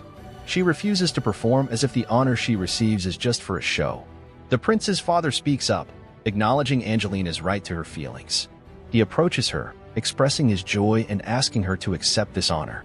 He apologizes for his son's rudeness, stating that he never imagined seeing an adventurer teach nobility proper behavior, and he requests her to forgive him. The Duke asks Angeline where she learned such pride, and she replies that she learned it from her father, who she considers the best father in the world. The scene then transitions to Francois, who is angry, striking the table with his hand, wondering how Angeline dared to embarrass him. Kasim appreciates a woman who can speak her mind in front of a duke, impressing Francois, who states that he should have left him to release his compensation, planning to exploit the chaos and execute a sudden coup. Suddenly, Crown Prince Benjamin enters, informing Francois that he is disappointed in him and thought he had a brilliant idea. He wanted to see the warrior Angeline fight the Skybreaker, a rare sight to witness the battle of rank S adventurers to the death. Kasim believes Angeline can kill him, but Francois says he will do it if that's her desire. The Crown Prince agrees, and the scene shifts to Angeline and Gale San. Gale San expresses her confusion about what to do, and Angeline apologizes, saying she can't bear it anymore. She considers writing a letter to her father since she can't return to Tourniera. She wonders if her father will respond, and Gale assures her that he will be proud of her. However, Angeline is unsure about delivering the letter to Tourniera during winter. Angeline says she will inform him about it the next time she returns home. Gale San stands up, telling Angeline that she will go to the inn to prepare for the journey. Suddenly, the little princess enters, expressing her sadness about Angeline leaving and asking if they will meet again. Angeline approaches her, promising that they will meet again. The princess suggests Angeline take the dress on the bed with her. Angeline declines, explaining she can't and doesn't have appropriate occasions to wear it. The princess insists, telling Angeline to take it as a symbol of their friendship. Angeline agrees and thanks her for the gesture. Angeline agrees to take the dress and thanks the princess. She mentions that she will wear it for her father. Later in the day, the scene transitions to Angeline leaving the palace. She encounters Prince Francois and his guards in front of her. Francois tells her that her haughty words remind him of a certain glass shoe. Angeline responds that there's no hypocrisy when it comes to doing good deeds and asks if they can defeat her. Kasim appears behind them and asks Angeline how things escalated to this point. Surprised, Angeline asks if Kasim will fight her. Kasim replies that he has nothing better to do, and Angeline questions him about his desire to fight. Kasim acknowledges that he fears death but is tired of living. If he has to die, he prefers it to be in a fight against someone stronger than him. Angeline takes out her sword, telling him she doesn't want to fight. Kasim remarks that he knows she'll defeat him, and Angeline is surprised, asking why he wants to die. Kasim explains that he's afraid of death but tired of living, so if he must die, he'd rather do it in a fight against someone stronger. Angeline questions why he seeks death, and Kasim admits he pities himself and his tragic circumstances, trying to atone for his sins. He uses his magic to unleash a fiery attack on Angeline, creating a halo of fire around him. Kasim tells her that people, when consumed by despair, become ruthless. He pities himself and tries to seek redemption. Then, he uses magic with his hand, raining down numerous fire attacks from the sky. Angeline deflects them with her sword, revealing her skills. Kasim remembers the past and mentions his friend who succumbed to sadness but remained a good man, hiding his struggles to avoid revealing his condition. He questions the purpose of Angeline's fighting abilities in her current conflict. Angeline tells Kasim that she doesn't want to die here, and he admits that he doesn't care if he dies. Suddenly, Crown Prince Francois laughs and tells Angeline that after her death, her father, the Red Ogre Bulgarif, will be sent to die too. Angeline confirms that Bulgarif is her father, and Francois threatens to eliminate them with a snap of his fingers after her death. Angeline informs Francois that her father is not of the lowly kind who clings to past grudges. Kasim approaches Angeline and tells her that seeing her fills him with hope. He asks her to tell him more about her father, who he married, and how she was born. Angeline explains that her father adopted her. Prince Francois orders Kasim to eliminate Angeline, and Kasim uses his magic to throw fire at Francois and his guards. He then asks Angeline if she will leave the palace, offering to accompany her and share more about their past. Angeline expresses joy and agrees, mentioning that she can talk about her father all night. Kasim laughs and places his hands on Angeline. The scene transitions to Crown Prince Benjamin standing with the mysterious man. Benjamin thought the man could gauge Angeline's strength by fighting her, and the man tells him that the disguise as the Crown Prince was his idea for entertainment. He informs Benjamin that he will leave now, using his magic to disappear. The scene shifts back to Angeline, who is looking at the book with Kasim's picture. She mentions that he was exceptionally talented. Suddenly, she hears a welcoming voice outside, and Angie enters, greeted by her friends. She expresses a wish for her father to be there to welcome her as well. Surprisingly, Bulgarif appears on the stairs, welcoming Angie. She rushes to hug him, informing him about meeting an old friend. Kasim is at the door, and Angeline approaches him. She asks what he's doing, and Kasim reveals that she didn't tell him Bulgarif was an orphan, and he is not sophisticated yet. Bulgarif approaches and questions if he is Kasim. The scene shifts to the night in a pub where everyone is present. Kasim tells Bulgarif that after leaving Orphan, Percy and Suddy were never the same. They argued all the time. Percy and Suddy had grown to hate each other, and Kasim didn't know what to do. Bulgarif asks if they separated, and Kasim confirms that Suddy left. Then he separated from Percy, feeling desperate. He reached the S rank and became a great magician, but all of that became meaningless as he grew older. Despite his age, he still had a child inside him. He went through a lot of difficulties, and Bulgarif tells him that they, the three, enjoyed trust and abundant talent, but Bulgarif couldn't admit to his own talent. However, he managed to move forward, losing his leg and meeting Angie, reuniting with him thanks to her. She is his future, and Kasim tells Bulgarif that he was stuck in the past all this time. Bulgarif apologizes for making him go through such pain, thanking him and shaking hands. They express mutual gratitude and shed tears, with Kasim telling Bulgarif that everyone wants to hear his story. They look at Angie and her friends, wondering where they went. To their surprise, Angie appears wearing the beautiful dress, informing Bulgarif that it was a gift from her friends. Bulgarif is astonished to see how she has grown into a fine young lady, complimenting her on the beautiful dress. Angie suggests celebrating the reunion of Kasim and his father, and Bulgarif inquires about the story of finding a spouse for him. Angie apologizes, explaining that her father got scolded because his daughter took charge of finding a spouse for him.